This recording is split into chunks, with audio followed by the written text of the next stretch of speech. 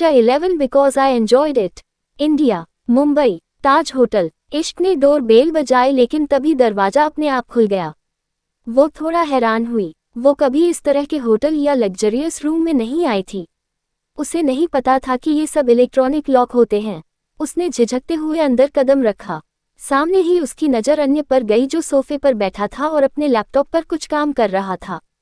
दरवाजे पर कदमों की आहट पाकर अन्य ने दरवाजे की तरफ देखा। उसने ऐसा रिएक्ट किया जैसे बिल्कुल अभी वो इश्क को देख रहा है, जबकि इश्क को तो उसने बालकनी से तभी देख लिया था जब वो होटल के अंदर आई थी और रिसेप्शनिस्ट ने भी उसे फ़ोन करके बता दिया था। अन्य अपनी जगह से खड़ा हुआ और इश्क की तरफ बढ़ते हुए बोला, वाओ, तुम आ गई, मुझे तो लगा तुम आओगी ही नहीं। उद्धरण चिन्ह। इश्क थोड़ा सा डर रही थी। अन्य ने उसके पास आकर उसके हाथ को अपने हाथ में ले लिया और उसकी तरफ देखते हुए बोला, मैं जानता हूँ तुम्हें क्या महसूस हो रहा होगा। तुम्हें मुझ पर यकीन नहीं? नहीं नहीं, ऐसी बात नहीं है, मुझे आप पर पूरा यकीन है, इश्क ने उसकी बात बीच में ही काट कर कहा। अन्य के चेहरे पर मुस्कुराहट आ गई।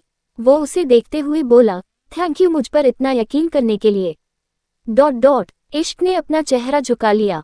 अन्य ने जिस तरह से उसका हाथ पकड़ा हुआ था, उसे कुछ हो रहा था। अन्य ने अब उसकी कमर पर अपना हाथ रखा और फिर उसे थोड़ा सा अपने करीब खींचते हुए बोला, आज पहली बार हम दोनों बिल्कुल अकेले इस तरह मिल रहे हैं, तुम्हें कोई प्रॉब्लम तो नहीं है ना? ... प्रश्नवाचक चिन्ह। इश्क ने नज़र उठाकर उसकी तरफ देखा और बोली, क्या हम कहीं बाहर नहीं मिल सकते थे? मतलब इस तरह से रूम में मिलना थोड़ा अजीब नहीं है? ऐसा नहीं है, मुझे आप पर यकीन नहीं है, आई ट्रस्ट यू, पर अगर कोई देखेगा तो अच्छा नहीं लगेगा। उद्धरण चिन्ह। अन्य मुस्कुराया और बोला, किसी को कुछ पता नहीं चलेगा और अगर पता चल भी जाए तो कोई प्रॉब्लम नहीं होगी, तुम मेरी होने वाली बेजी हो और वैसे भी मैं ऐसा कुछ नहीं करने वाला जिससे तुम्हें प्रॉब्लम हो। प्यार करता हूँ मैं तुमसे, तो तुम्हें कोई प्रॉब्लम कैसे होने दे सकता हूँ? बोलते हुए उसने इश्क के चेहरे को अपने हाथों में थाम लिया। इश्क के चेहरे पर एक हल्की सी मुस्कुराहट आ गई। अन्य ने अब उसका हाथ पकड़ा और उसे सोफे की तरफ लेकर आया। उसने उसे सोफे पर बिठाया और फिर खुद भी उसके बिल्कुल करीब होकर बैठ गया। उसने लैपटॉप को इश्क की तरफ घुमाया और फिर उसमें कुछ पिक्चर्स दिखाने लगा। वो सारी पिक्चर्स बाहर के देश की थी। इश्क हैरानी से उन सभी पिक्चर्स को देख रही थी। उसने सवालिया नज़रों से अन्य की तरफ देखा तो अन्य उसे देखते हुए मुस्कुराया और बोला, ये सब हनीमून डेस्टिनेशन है, अब तुम मुझे ये बताओ कि तुम कहाँ जाना पसंद करोगी? हनीमून का नाम सुनते ही इश्क के चेहरे पर शर्म की लाली उतर आई। उसके गाल गुलाबी होने लगे। उसने अपनी नज़रें झुका ली। अन्य बड़े ही गौर से उसके चेहरे को देख रहा था। उसके वो गुलाबी गाल और शर्म से झुकती हुई नज़रें देखकर अन्य मुस्कुराया और बोला, आज तक कोई लड़कियां जिंदगी में आई है लेकिन इसकी बात ही अलग है। हर एक अदा जान ले लेती है। दिल तो कर रहा है हनीमून छोड़, अभी इसे बेड पर ले जाऊं, लेकिन आई हैव टू कंट्रोल। बस कुछ देर और फिर... कहते हुए उसने सामने रखे हुए गिलास की तरफ देखा जिसमें जूस था। उस जूस को देखते हुए उसके चेहरे पर एक तिरछी मुस्कुराहट थी। सामने हनीमून डेस्टिनेशन को देखकर इश्क अभी भी शर्मा रही थी। अन्य उसे शर्माते हुए देखा, बोला, हमारी शादी होने वाली है इश्क, और अभी भी तुम मुझसे इतना ज़्यादा शर्माती हो। अन्य, सर मुझे इन सब चीज़ों के बारे में नहीं पता, आप प्लीज़ खुद ही... कहते कहते वो रुक गई। अन्य उसे देखते हुए मन ही मन बोला, ये तो बात करने में भी इतना शर्माती है, ना जाने खुद को हाथ भी कैसे लगाने देगी, और अब मैं खुद को नहीं रोक सकता, मुझे ये चाहिए, मतलब चाहिए, और अन्य सिंह राठौड़ को जो चाहिए होता है वो हासिल करके रहता है। उसने लैपटॉप पर वो पिक्चर चेंज की और फिर कुछ ब्राइडल ड्रेस की तस्वीर इश्क को दिखाते हुए बोला, तुम हनीमून डेस्टिनेशन नहीं सेलेक्ट कर सकती लेकिन अपने लिए ब्राइडल ड्रेस को सेलेक्ट कर सकती हो ना? मैं चाहता हूँ कि तुम अपनी पसंद की ब्राइडल ड्रेस पहनो। उसके कहने पर इश्क ने उन तस्वीरों की तरफ देखा। वो सभी ड्रेस काफ़ी ज़्यादा डिजाइनर और एक्सपेंसिव लग रही थी। उसे समझ नहीं आ रहा था कि वो कौन सी सेलेक्ट करें। वो सोचते हुए उन सभी ड्रेस को देख रही थी। अन्य को यही मौका ठीक लगा। उसने जल्दी से जूस का गिलास उठाया और इश्क की तरफ बढ़ाते हुए बोला, जूस। इश्क ने जूस की तरफ देखा और अपना हाथ आगे बढ़ाया। वहीं दूसरी तरफ Russia, the x night club. सुबह का वक्त था, हालांकि फायर अभी कुछ देर पहले ही सोया था और उसके सोने के बाद उसे लड़की ने उसके वॉलेट में से एक चिप निकाली और फिर डेंजरस स्माइल के साथ फायर को देखने लगी। उसने रूम सर्विस में फ़ोन करके ब्रेकफास्ट मंगवाया और फिर वॉशरूम में चली गई। कुछ देर बाद में वो वॉशरूम से बाहर आई तो उसकी आंखें हैरानी से बड़ी हो गई। फायर जो अब तक सो रहा था वो अब अपनी जगह पर नहीं था। उसने जल्दी से पूरे रूम में देखा लेकिन उसे कोई नजर नहीं आया। उसके चेहरे पर डेविल स्माइल आ गई। वो हंसते हुए बोली, मैं तो चाहती थी कि मैं तुम्हें बताकर जाऊं कि तुम्हारे साथ रात को हुआ क्या है, लेकिन तुम पहले ही चले गए तो क्या ही कर सकते हैं। जब बर्बाद हो जाओगे तो तुम्हें खुद पता चल जाएगा और उसके बाद होगा ब्लास्ट और तुम भी खत्म। अभी वो बोल ही रही थी कि बालकनी का दरवाजा खुला और सिगरेट पीता हुआ फायर अंदर आया। फायर को देखकर उसकी आंखें बड़ी हो गई और चेहरे पर पसीना आ गया। वो लड़की फायर की तरफ देखते हुए बोली, तुम। फायर मुस्कुराया और फिर उसके बिल्कुल करीब आया। उसके चेहरे पर बेहद तिरछी मुस्कुराहट थी। उसने अपने होठों से सिगरेट निकाली और फिर अपना धुआं उस लड़की के चेहरे की तरफ छोड़ते हुए बोला, क्या हुआ, एक रात में ही तुम बोर हो गई मुझसे? माना एक रात की बात थी, लेकिन अगर तुम चाहो तो दोबारा वो सब। But I don't think so कि मैं तुम में इंटरेस्टेड हूँ, I guess I should leave. कहते हुए उस लड़की ने टेबल पर रखा हुआ अपना पर्स और फोन उठाया और वहां से जाने लगी, लेकिन तभी दरवाजा खुला और एक वेटर ब्रेकफास्ट लेकर आया। फायर ब्रेकफास्ट की ट्रे की तरफ देखते हुए बोला, इट्स ओके अगर तुम वो सब नहीं चाहती, लेकिन तुम मेरे साथ ब्रेकफास्ट तो कर ही सकती हो। कहते हुए वो उस लड़की के करीब आ गया। वो लड़की हल्का सा मुस्कुराए और बोली, यस ऑफ कोर्स, कहकर वो जाकर काउच पर बैठ गई। फायर भी मुस्कुराते हुए उसके पास आया और फिर टेबल पर रखी हुई ट्रे को हल्का सा उसकी तरफ बढ़ते हुए बोला, लेट्स हैव जूस फर्स्ट। उसकी बात सुनकर उस लड़की ने ट्रे में रखा हुआ जूस का गिलास उठा लिया और उसे अपने होठों से लगा लिया।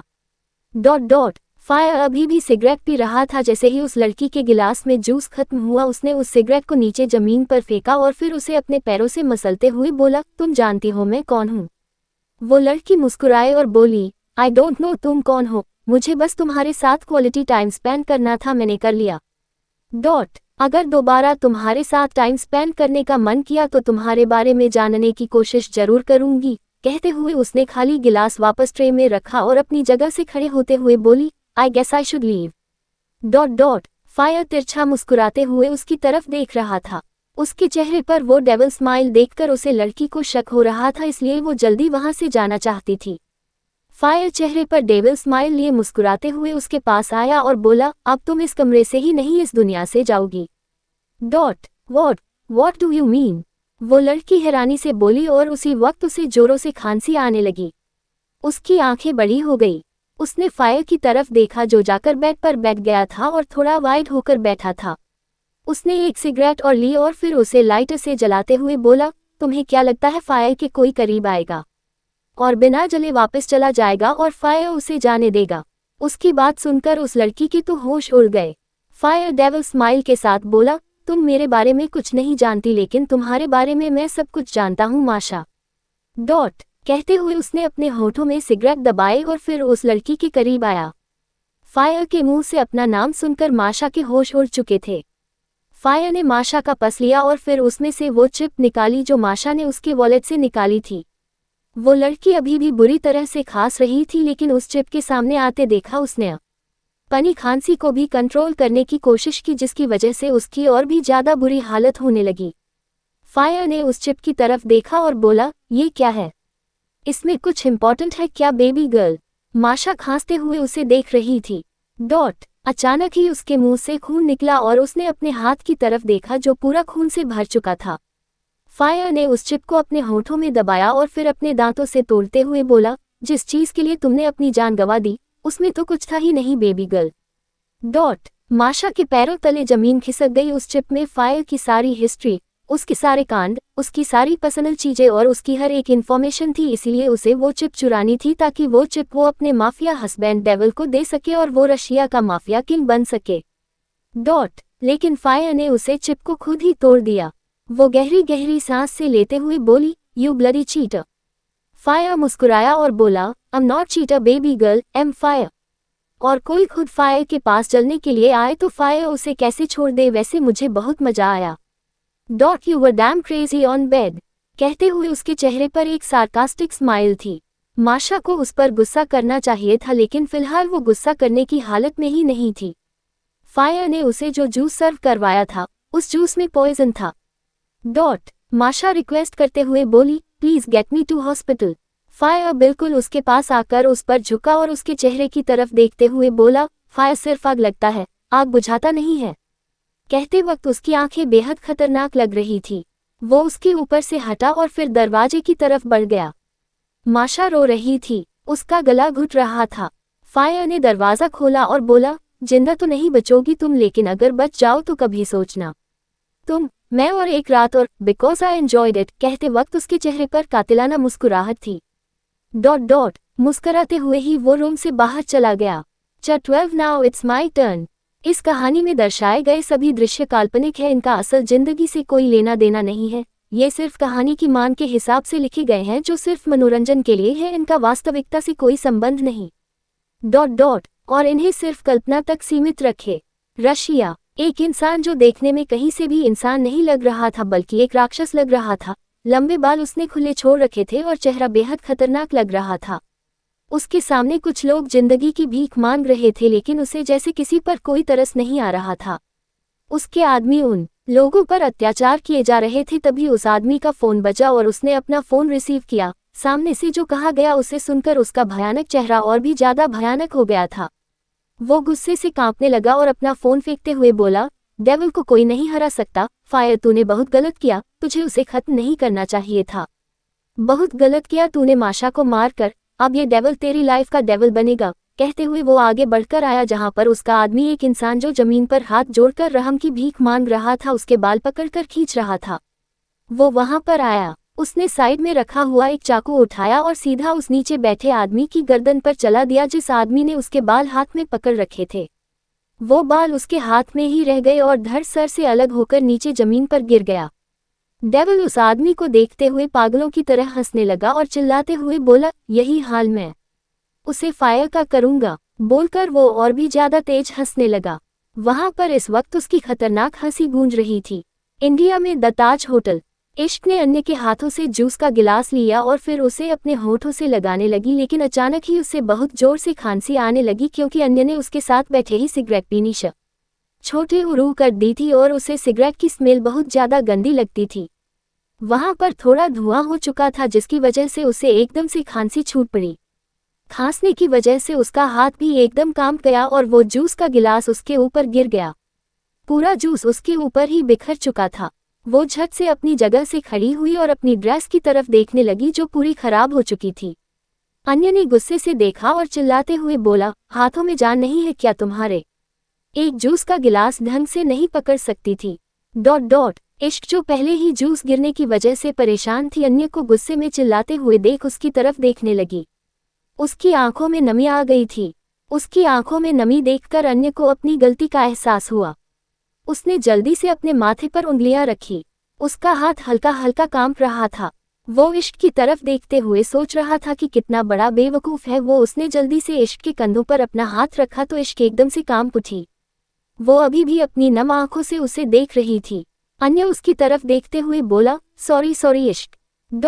वो मैं गुस्से में कुछ ज्यादा ही रिएक्ट कर गया। मुझे ऐसा नहीं करना चाहिए था और मेरा मतलब ये था कि तुम कितनी वीक हो। तुम खाना ठीक से नहीं खाती क्या? तुम्हें कोई परेशानी है क्या? तुम अपना ध्यान नहीं रखती। उसने पूरी तरह से बात को घुमा दिया था। अब उसकी बातों में कंसर्न दिखाई दे रहा था। इश्क धीमे से बोली, नहीं ऐसा नहीं है अन्य सर, वो बस सिगरेट की वजह से। इश्क ने कहा तो अन्य ने अभी भी अपने हाथों में पकड़ी हुई सिगरेट की तरफ देखा। उसने जल्दी से उस सिगरेट को सामने टेबल पर रखी हुई एस्ट्रे में रखा और फिर वापस इश्क के कंधों पर अपने हाथ रखते हुए बोला, सॉरी बेबी, मुझे नहीं पता था तुम्हें सिगरेट से प्रॉब्लम होगी। आई प्रॉमिस मैं तुम्हारे सामने कभी स्मोक नहीं करूंगा। वैसे भी मैं ज्यादा स्मोक नहीं करता, वो बस कभी कभी जब टेंशन होती है तब ओ कर लेता हूँ। उद्धरण चिन्ह। इश्क धीमे से बोली, इट्स ऑक्सर। बोलकर उसने अपनी ड्रेस की तरफ देखा जो पूरी खराब हो चुकी थी। अन्य उसकी नज़र खुद की ड्रेस पर पाकर मुस्कुराया और बोला, तुम एक काम क्यों नहीं करती? तुम वॉशरूम में जाओ, मैं तुम्हारे लिए न्यू ड्रेस मंगवा देता हूँ। उसके दिमाग में बहुत कुछ चलने लगा था। इश्क को अपने जाल में फंसाने का इससे बढ़िया तरीका क्या ही हो सकता था। पर इश्क भी जल्दी से बोली, नहीं अन्य सर, मुझे यहाँ पर कंफर्टेबल नहीं होगा। क्या मैं आश्रम जा सकती हूँ प्लीज? अन्य को गुस्सा आने लगा, मतलब कोई इतना ज्यादा सीधा भी कैसे हो सकता है? कितनी बोरिंग है वो। लेकिन फिर उसकी नज़र इश्क की गर्दन और बाकी की बॉडी पर गई तो उसने अपने होठों को अपने दांतों तले दबा लिया और उसे देखते हुए बोला, पर क्यों कंफर्टेबल नहीं हो तुम? आई मीन यहाँ पर सिर्फ मैं हूँ और हमारी तो शादी होने वाली है ना। We can be comfortable with each other. अब इश्क के पास जवाब देने के लिए कुछ नहीं था। वो अभी सोच ही रही थी कि टेबल पर रखा हुआ उसका फोन बजा। उसने देखा तो आश्रम से फोन था। आज उसने ऑफिस से लीव लिया हुआ था क्योंकि अन्य ने ही उसे लीव लेने के लिए कहा था और उसने सोचा था कि वो सारा वक्त आश्रम में बिताएगी। इसलिए उसने बच्चों के साथ काफी प्लान बना लिए थे और अब वो खुद यहाँ पर आ गई तो बच्चे उसे फोन कर रहे थे। उसने अपना फोन रिसीव किया लेकिन जैसे ही उसने सामने वाले की बात सुनी उसकी आंखें बड़ी हो गई। वो जल्दी से बोली, मैं बस अभी आ रही हूँ, बस अभी आ रही हूँ। कहते हुए ही वो दरवाजे की तरफ बढ़ गई। अन्य ने उसका हाथ पकड़ा लेकिन इश्क को फिलहाल और कुछ नजर ही नहीं आ रहा था। वो जल्दी से वहां से चली गई। अन्य उसे जाते देख गुस्से से बोला, पागल है क्या ये लड़की? मैं इसे यहाँ इस लग्जरियस होटल में क्या इसकी शक्ल देखने के लिए इसे लेकर आया था। इसे इतना अच्छा ट्रीट किया और ये मेरी शराफत का फायदा उठा रही है। मुझे खुद को ढंग से टच तक नहीं करने देती। ओ गॉड, ये लड़की सच में मुझे बहुत तड़पा रही है। एक बार बस किसी तरह मैं इसे हासिल कर लूं। अगर इसे भी उतना ना तड़पाया जितना मैं तड़प रहा हूं तो मैं भी अन्य सिंह राठौर नहीं। फिर देखूंगा कि ये कैसे मुझे मना करती है। जब एक पति अपनी पत्नी को उसकी औकात दिखाएगा, इसकी हर एक रात मैंने नरक ना बना दी तो मैं भी अन्य सिंह राठौर नहीं। कहते वक्त उसका चेहरा बेहद खतरनाक लग रहा था। _ रशिया हाईवे। एक गाड़ी बड़ी ही स्पीड से हाईवे पर दौड़ रही थी, या यूं कह लो कि वो सड़क पर कम और हवा में ज्यादा थी। उसकी स्पीड इतनी ज्यादा तेज थी कि अगर हल्की सी भी ऊंच नीच होती तो गाड़ी और गाड़ी चलाने वाले दोनों का कहीं नामो निशान भी दिखाई नहीं देता। अचानक ही उस गाड़ी पर हमला होने लगा। वो एक गाड़ी अपने आसपास कई गाड़ियों से घिर गई और हर एक गाड़ी में से आदमी खिड़कियों में से निकलकर उस गाड़ी पर अपनी गन से शूट कर रहे थे। कोई गोली कांच पर लग रही थी तो कोई गाड़ी की बॉडी पर। गाड़ी में बैठे फायर ने फ्रंट मिरर से पीछे की तरफ देखा जहां तकरीबन 4 गाड़ियां उसे फॉलो कर रही थी और उसे ओवरटेक करते हुए रोकने की कोशिश कर रही थी। लेकिन फायर का चेहरा जिस तरह से एक्सप्रेशनलेस था उसी हिसाब से उसकी गाड़ी का भी कुछ समझ नहीं आ रहा था कि आखिर वो गाड़ी जा कहाँ रही है। वो कभी गाड़ी को राइट कर रहा था तो कभी लेफ्ट, जिसकी वजह से सारी गोलियां गाड़ी को छूकर जा रही थी। उन गाड़ियों में से अलार्म बज रहे थे, इसीलिए वहां पर चल रही बाकी सभी गाड़ियां रुक चुकी थी। हाईवे पूरा बंद हो चुका था। वहां सिर्फ फायर की गाड़ी और उसे फॉलो करने वाली वो 4 गाड़ियां ही नजर आ रही थी। अचानक ही वहां पर अलार्म चेंज हुआ और फायर के चेहरे पर एक कातिलाना मुस्कुराहट आ गई। उसने फ्रंट मिरर से उन 4 गाड़ियों को एक बार फिर से देखा और बोला, 1 2 3 4, now it's my turn bloody WH. कहते ही उसने गाड़ी हल्की सी घुमाई और फिर गोल गोल घुमाते हुए एक झटके से रोक दी। गाड़ी की स्पीड इतनी ज्यादा तेज थी कि पहियों की आवाज वहां पर चारों तरफ गूंजने लगी। वो 4 गाड़ियां जो पीछे चल रही थी उनमें बैठे सभी आदमियों के होश उड़ चुके थे। उनकी गाड़ी भी एक झटके से रुकी, लेकिन अगले ही पल _ फायर इन इंडिया और इश्क से सामना। इस कहानी में दर्शाए गए सभी दृश्य काल्पनिक है। इनका असल जिंदगी से कोई लेना देना नहीं है। ये सिर्फ कहानी की मान के हिसाब से लिखे गए हैं जो सिर्फ मनोरंजन के लिए है। इनका वास्तविकता से कोई संबंध नहीं। और इन्हें सिर्फ कल्पना तक सीमित रखे। जब फायर की गाड़ी पूरे हाईवे पर गोल गोल घूमती हुई एक झटके से रुकी तो उसके पीछे जो 4 गाड़ियां चल रही थी उनमें बैठे सभी आदमियों के होश उड़ गए। उनकी गाड़ियां भी एक झटके से रुकी। अगले ही पल उन गाड़ियों में से सारे शख्स बाहर निकले और फायर की गाड़ी की तरफ अपनी गन से शूट करते हुए आगे की तरफ बढ़ने लगे।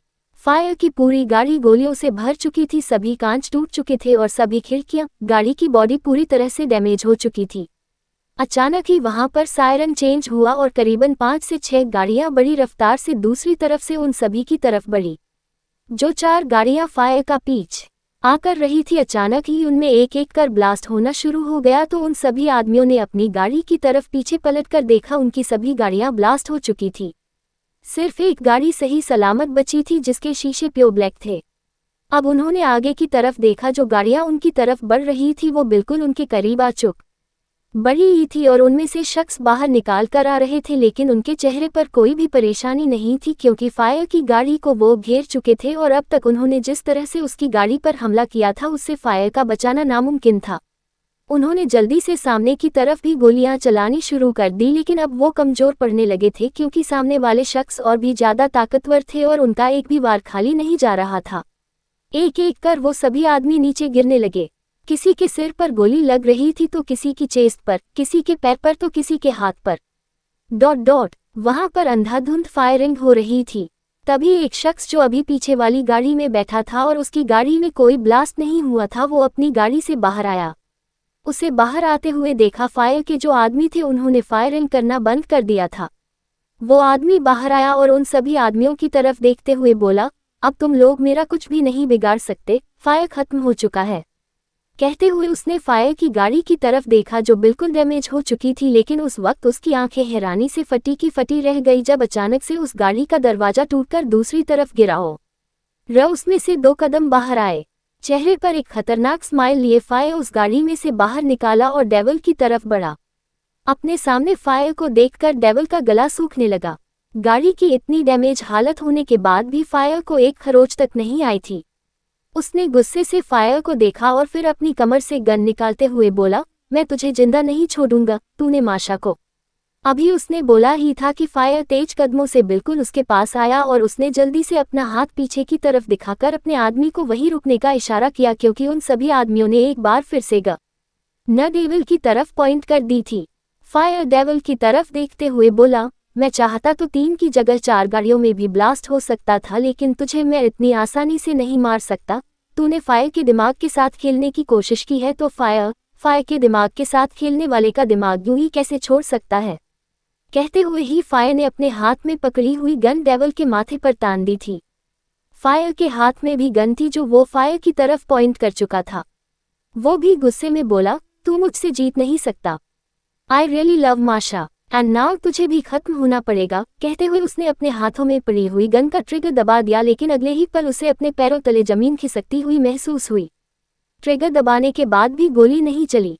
उसके चेहरे का रंग उड़ चुका था और उसके चेहरे का उड़ा हुआ रंग देखकर फायर के चेहरे पर एक मिस्टीरियस स्माइल आ गई। वो उसके बिल्कुल करीब हुआ और उसके माथे पर रखी हुई अपनी गन को हल्का सा प्रेस करते हुए बोला, तुझे क्या लगता है तू बहुत अच्छा खेलता है?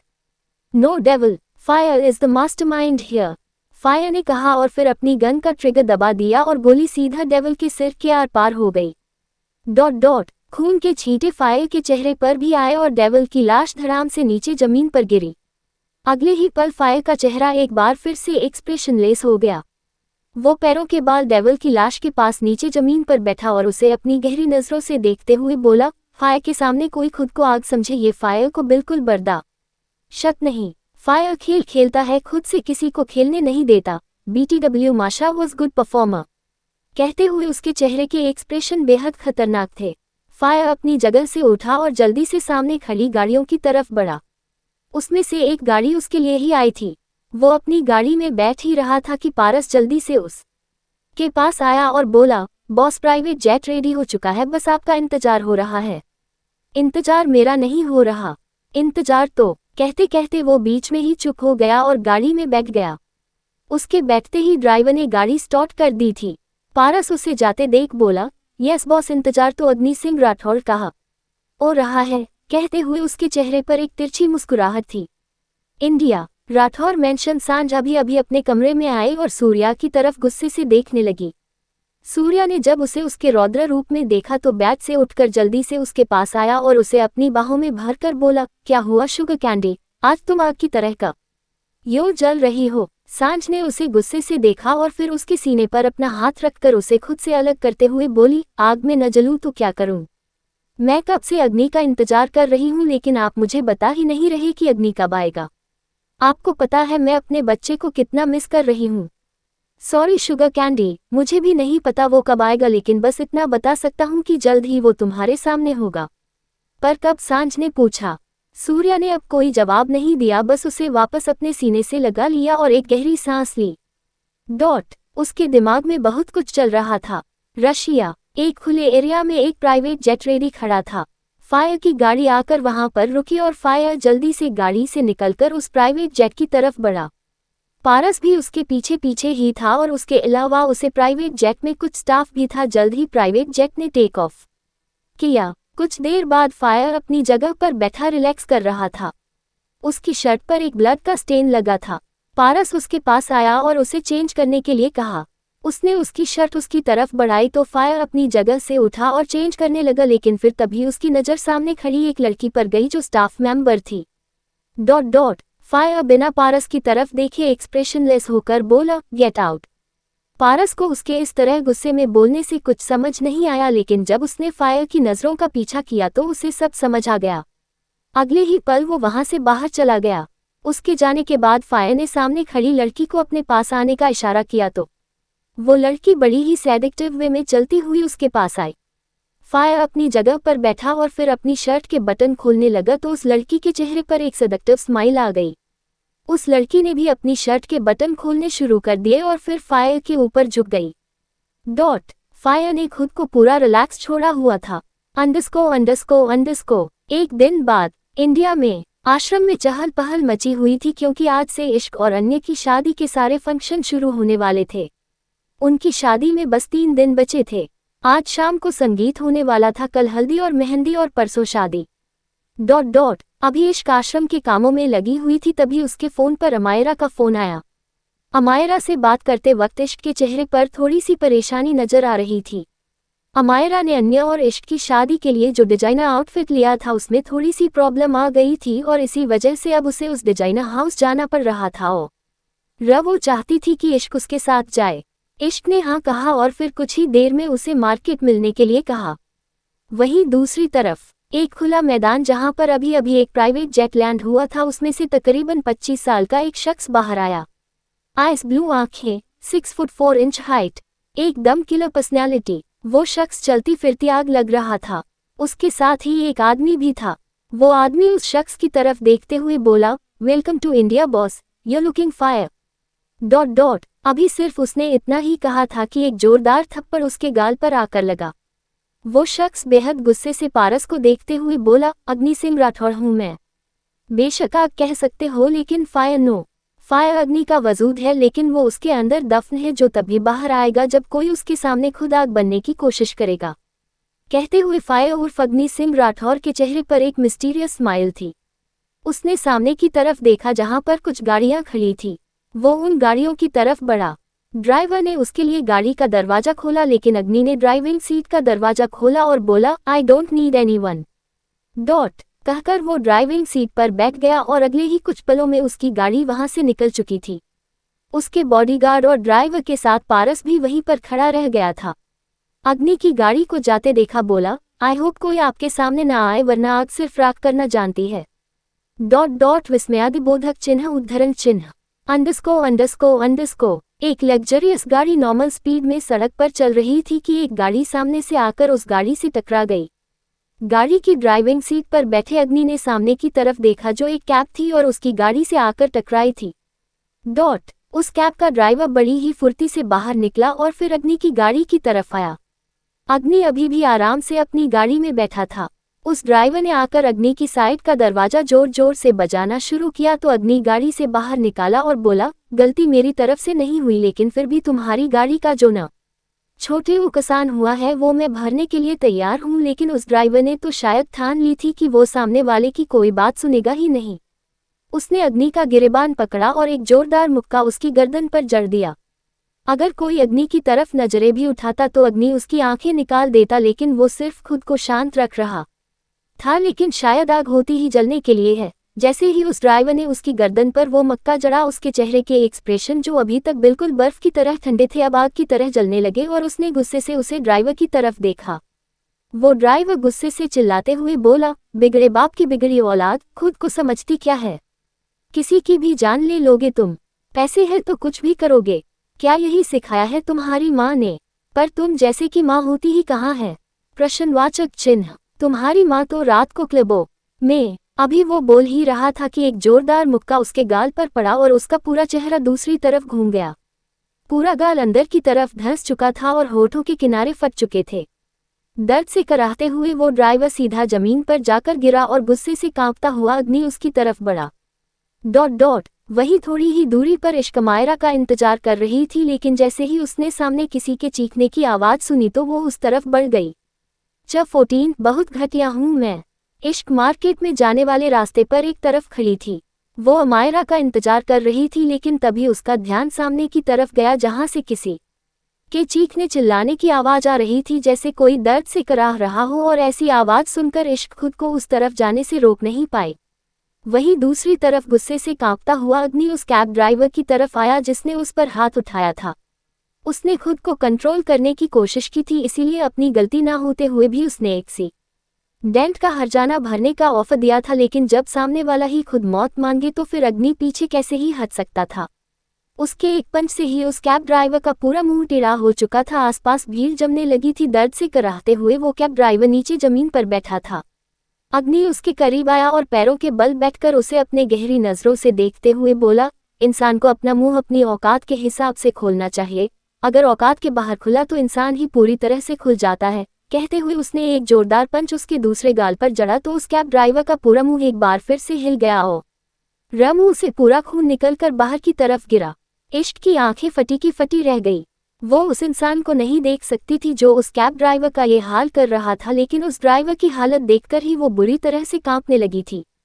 उसने और कुछ नहीं देखा, जल्दी से उस ड्राइवर के सामने आकर बैठ गई और अग्नि को घूरते हुए बोली, ये क्या बदतमीजी है? हाँ, पागल हो गए हो क्या तुम? इस तरह से कौन मारता है किसी को? जानवर हो क्या? पहले तो खुद गलती करते हो और फिर अपनी गलती मानने की बजाय किसी गरीब पर अपना गुस्सा निकालते हो। शर्म नहीं आती? तब छोटे उम्र में इतनी घटिया हरकत करते हुए वो अग्नि की आंखों की तरफ देखते हुए बोल रही थी, जो अंगारों की तरह दहक रही थी। अग्नि ने उसे गुस्से से देखा और बोला, तुम्हें किसी ने कुछ कहा है क्या जो अपनी नाक यहाँ पर घुसा रही हो? दफा हो जाओ यहाँ से। जब तुमसे बात नहीं कर रहा तो बीच में आने की कोशिश मत करो, वरना तुम्हारा भी यही हाल होगा। कहते वक्त अग्नि बहुत ज्यादा गुस्से से कांप रहा था। उसकी सांसें भी बेहद गहरी थी। उसकी बात सुनकर इश्क भी गुस्से से उसे देखने लगी और बोली, और तुम जैसे जाहिल इंसान से उम्मीद ही क्या की जाए, जो भी ना गलती के ही किसी गरीब की ये हालत कर दे, उससे रहम की उम्मीद की भी नहीं जा सकती। तुम जैसे लोग ना जाने खुद को क्या ही समझते हो जो गरीबों पर इस तरह का अत्याचार करते हो। पैसे और अहंकार में डूबने की बजाय तुम लोगों को शर्म से डूब जाना चाहिए। कहते हुए उसने उसे कैब ड्राइवर के कंधे पर अपने हाथ रखे। उसकी हालत देखकर उसकी आंखों में आंसू आ गए।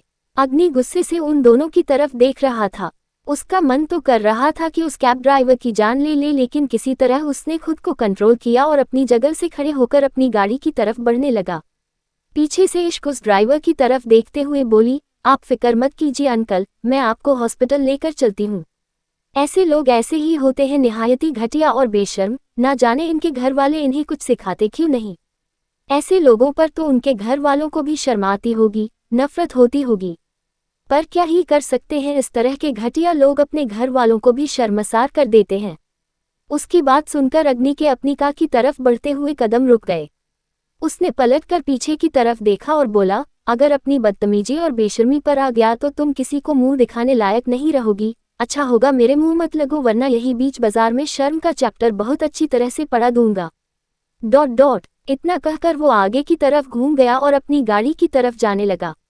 तभी उसके सर के पीछे जाकर एक पत्थर लगा। उसे हल्का सा दर्द महसूस हुआ, लेकिन अगर कोई और होता तो शायद इतने में ऊपर ही निकल जाता। उसके सिर के पीछे से खून बहने लगा था। इश्क की आंखें बड़ी हो गई। उसके साथ बैठे कैब ड्राइवर ने ही जमीन से पत्थर उठाकर अग्नि की तरफ फेंका था। अग्नि ने पीछे घूमकर देखा। वो कैब ड्राइवर उसकी तरफ देखते हुए बोला, कुत्ते, सुतारानकन की औलाद। अग्नि अभी तक सिर्फ गुस्से और हैरानी से देख रहा था, लेकिन अब उस ड्राइवर से गालियां सुनकर उसका गुस्से का पारा एकदम से हाई हो गया। वो जल्दी से उसकी तरफ बढ़ा और उसे गिरेबान से पकड़कर ऊपर की तरफ खींचकर ताबड़तोड़ मुक्के से मारने लगा। इश्क एकदम सहम कर उनकी तरफ देखते ही रह गई। उसने अपने आसपास देखा जो लोग वीडियो बनाने में बिजी थे, लेकिन कोई भी उस कैब ड्राइवर को छुड़ा नहीं रहा था। हालांकि गलती उसकी थी, लेकिन फिर भी अग्नि जिस तरह से मार रहा था, अगर उसे यूं ही मारता रहता तो उस ड्राइवर की वहीं पर मौत हो जाती। वो जल्दी से उनकी तरफ बढ़ी और अग्नि को पीछे की तरफ धक्का देने लगी, लेकिन अग्नि पर तो जैसे कोई राक्षस सवार हो चुका था। खुद पर वो कुछ भी बर्दाश्त कर सकता था, लेकिन कोई उसे इस तरह की गाली दे वो बर्दाश्त नहीं कर सकता था। वो अभी भी लगातार उस ड्राइवर को मार रहा था। इश्क लगातार उसे पीछे की तरफ धकेलने की कोशिश कर रही थी, लेकिन अग्नि को धक्का दे पाना उसके लिए बेहद मुश्किल था। उसने अपनी पूरी हिम्मत लगाई और एक जोरदार धक्का अग्नि को दिया तो अग्नि पीछे की तरफ लड़खड़ा गया। वो जल्दी से अग्नि के सामने आए और बोली, राक्षस हो क्या तुम? यही सिखाया तुम्हारे माँ बाप ने कि जान ले लो किसी की? कितने घटिया इंसान हो तुम। अग्नि ने गुस्से से कांपते हुए उसकी तरफ देखा और उसके हाथ की तरफ जिसे पॉइंट करते हुए वो अग्नि को बोल रही थी।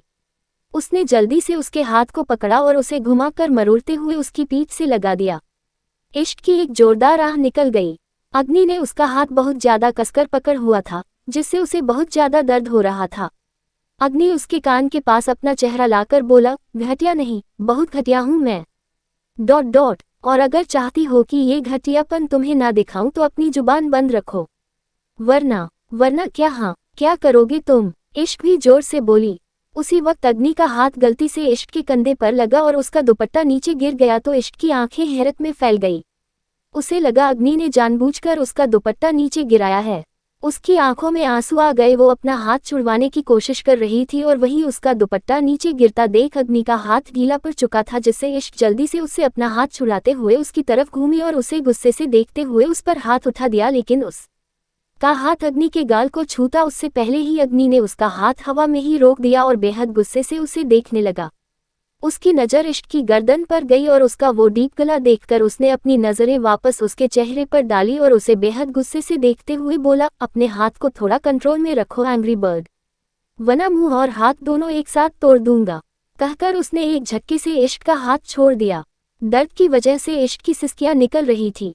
उसने अपने हाथ की तरफ देखा जहां पर अग्नि के हाथ के निशान बेहद लाल नजर आ रहे थे। वो गुस्से से अग्नि को देख रही थी। अग्नि ने एक नज़र उसे देखा और फिर उस कैब ड्राइवर की तरफ जो अधमरी हालत में नीचे जमीन पर गिरा था। वो इश्क की तरफ देखते हुए बोला, उठाओ अपने इस गोदलिए बाप को और शमशान घाट ले जाओ, क्योंकि अस्पताल ले जाने का कोई फायदा नहीं होगा। कहकर उसने अपनी जेब से कुछ पैसे निकाले और इश्क का हाथ पकड़कर उसके हाथ पैर रख दिए। इश्क जो पहले ही दर्द से कांप रही थी अग्नि की तरफ देखते ही रह गई और अग्नि अपनी गाड़ी में बैठकर बड़ी ही तेजी से वहां से निकल गया। इश्क ने नीचे जमीन पर गिरे हुए अपने दुपट्टे को देखा और जल्दी से उसे उठाकर अपने सीने से लगा लिया। उसकी आंखों से बेहिसाब आंसू बह रहे थे। धीरे धीरे भीड़ घटती जा रही थी और वो अकेली वहां पर खड़ी थी। उसकी आंखों के सामने से वो मंजर नहीं जा रहा था जब अग्नि की वजह से उसका दुपट्टा नीचे जमीन पर गिरा और उसका खुला सीना सबके सामने था। वो नीचे जमीन पर घुटनों के बल गिरी और रोते हुए अपने हाथों में पकड़े पैसों की तरफ देखने लगी। ... वो रोते हुए बोली, कोई इतना घटिया कैसे हो सकता है कि किसी लड़की की इज्जत? कहते हुए उसकी आंखों के आंसू और भी ज्यादा तेज हो गए। वहीं दूसरी तरफ अग्नि बहुत ही ज्यादा रफ ड्राइविंग कर रहा था। उसके दिमाग में सिर्फ एक ही बात गूंज रही थी, ऐसे लोगों पर तो उनके घर वालों को भी शर्म आती होगी, नफरत होती होगी, पर क्या ही कर सकते हैं। इस तरह के घटिया लोग अपने घर वालों को भी शर्मसार कर देते हैं। राक्षस हो क्या तुम? यही सिखाया तुम्हारे माँ बाप ने कि जान ले लो किसी की? कितने घटिया इंसान हो तुम।